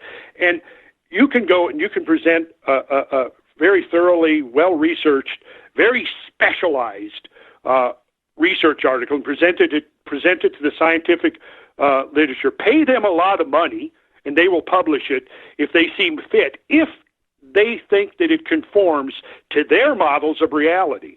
If it doesn't matter how well researched it is, how buttressed it is by facts, by evidence, it'll get rejected. And I'm sorry to say that's a part of the peer review process right now. And since we've now got hundreds of millions of dollars flowing into the coffers of the IPCC and various government agencies whose primary responsibility is promoting human-caused climate change, and that they have a very powerful influence on mainstream scientific literature, if you come with something that's going to contradict that, well, your chances of getting rejected are very high. So the peer-reviewed process is compromised. The second thing is, well, I don't have a formal degree, and I don't. And the reason I don't is because when I was majoring in geology, I'm looking at, well, what are the professional outcomes of this? Do I want to work for industry? Not really. Do I want to work for the government? No, not at all. What does that leave me? Well, nowhere, other than the fact that I'm studying geology because I love geology. I love understanding how the world works. So I carry on my own business in my day job, and I've set up my business that it gives me enough free time that I can spend all my free time interacting with the earth, interacting with professionals. And I can say, since I've gone more public with this in the last 3 or 4 years, I've had the privilege of interacting with dozens of professionals that are engaged in cutting-edge work that have reached out to me. I've spent time in the field with now several dozen scientists that are doing cutting-edge work. And I'll say this, going out in the field for 4 or 5 days or a week with somebody doing cutting-edge research. For example, one geologist that I went out with Brad Young back a year ago last October was one of the leading world's experts on the formation of drumlins, which are an extremely interesting, enigmatic geomorphological feature, right? Now, I spent 4 days in the field with him. I would consider that as valuable as a seminar of sitting in a geology classroom listening to a professor drone on and on. Now, see, I've been doing this for 40 years now. So then when I get attacked by the critics, they never attack really the information, very seldom. What they do is they attack, it's all ad hominem stuff, Well, my approach is that I'm, like the fact that I'm doing this with you now is because I'm putting this information out for peer review by the world. You get it? I'm putting this out there, and I go on Joe Rogan, so 10 million or 15 or 20 million people will hear it, and they can do their peer review. They can do their homework. They can check my sources, and I challenge them to check my sources. And occasionally I am wrong, of course, because anybody who attempts to amass a huge accumulation of information like this is going to occasionally misstep. But the fact is, I think that most of what I have gathered together stands the test, the critical test. And so the critics, I actually welcome people with informed criticism, informed, fair-minded criticism, who are looking at the information I present with an open mind, rather than, say, basically coming on and regurgitating some textbook explanation, which I've gotten quite a bit of. I can see, well, somebody took a geology course in college 15 years ago, so they're going to quote some textbook explanation to me about what causes the post-glacial megafloods, for example. Randall, okay. Randall, I'm going to be cut off by the network. So just let me just say this. I've got to run. I got to say thank you right now. And I hate to cut you off in the middle of a thought, but the network's going to do that if I don't. And there you go. So I'll take the blame for it. Randall. Okay, in the middle of my rant. Yes, I know. Well, I'm glad I got that off my chest. Yes, it's you good did. to have that perspective on this whole thing on the record. Now we've got it on the record, don't we? Hey, Randall, don't ever change, my friend. Don't ever change. Thank you so much. All right, man. Thanks, Jimmy. You're the best. Randall Carlson, Sacred Geometry International.com. The links are at jimmychurchradio.com. And like I said, I had to cut him off. It's better that I do it than the network and doing it so rudely. Fade to Black is produced by Rita Camurian. Shows produced by Hilton J. Palm, Renee, Dennis, and Bob. Announcers are Steve Harder, Gene Vitoa, Mark D. Kovar. Webmaster, Drew the Geek. Music, Doug Aldrich. Intro, Spaceboy. SpaceboyMusic.com. Fade to Black is produced by KJCR for the Game Changer Network. Syndication is KGRA, The Planet. Thank you to Randall Carlson for everything that he does. It's broadcast owned and copyrighted 2018 by Fade to Black and the Game Changer Network.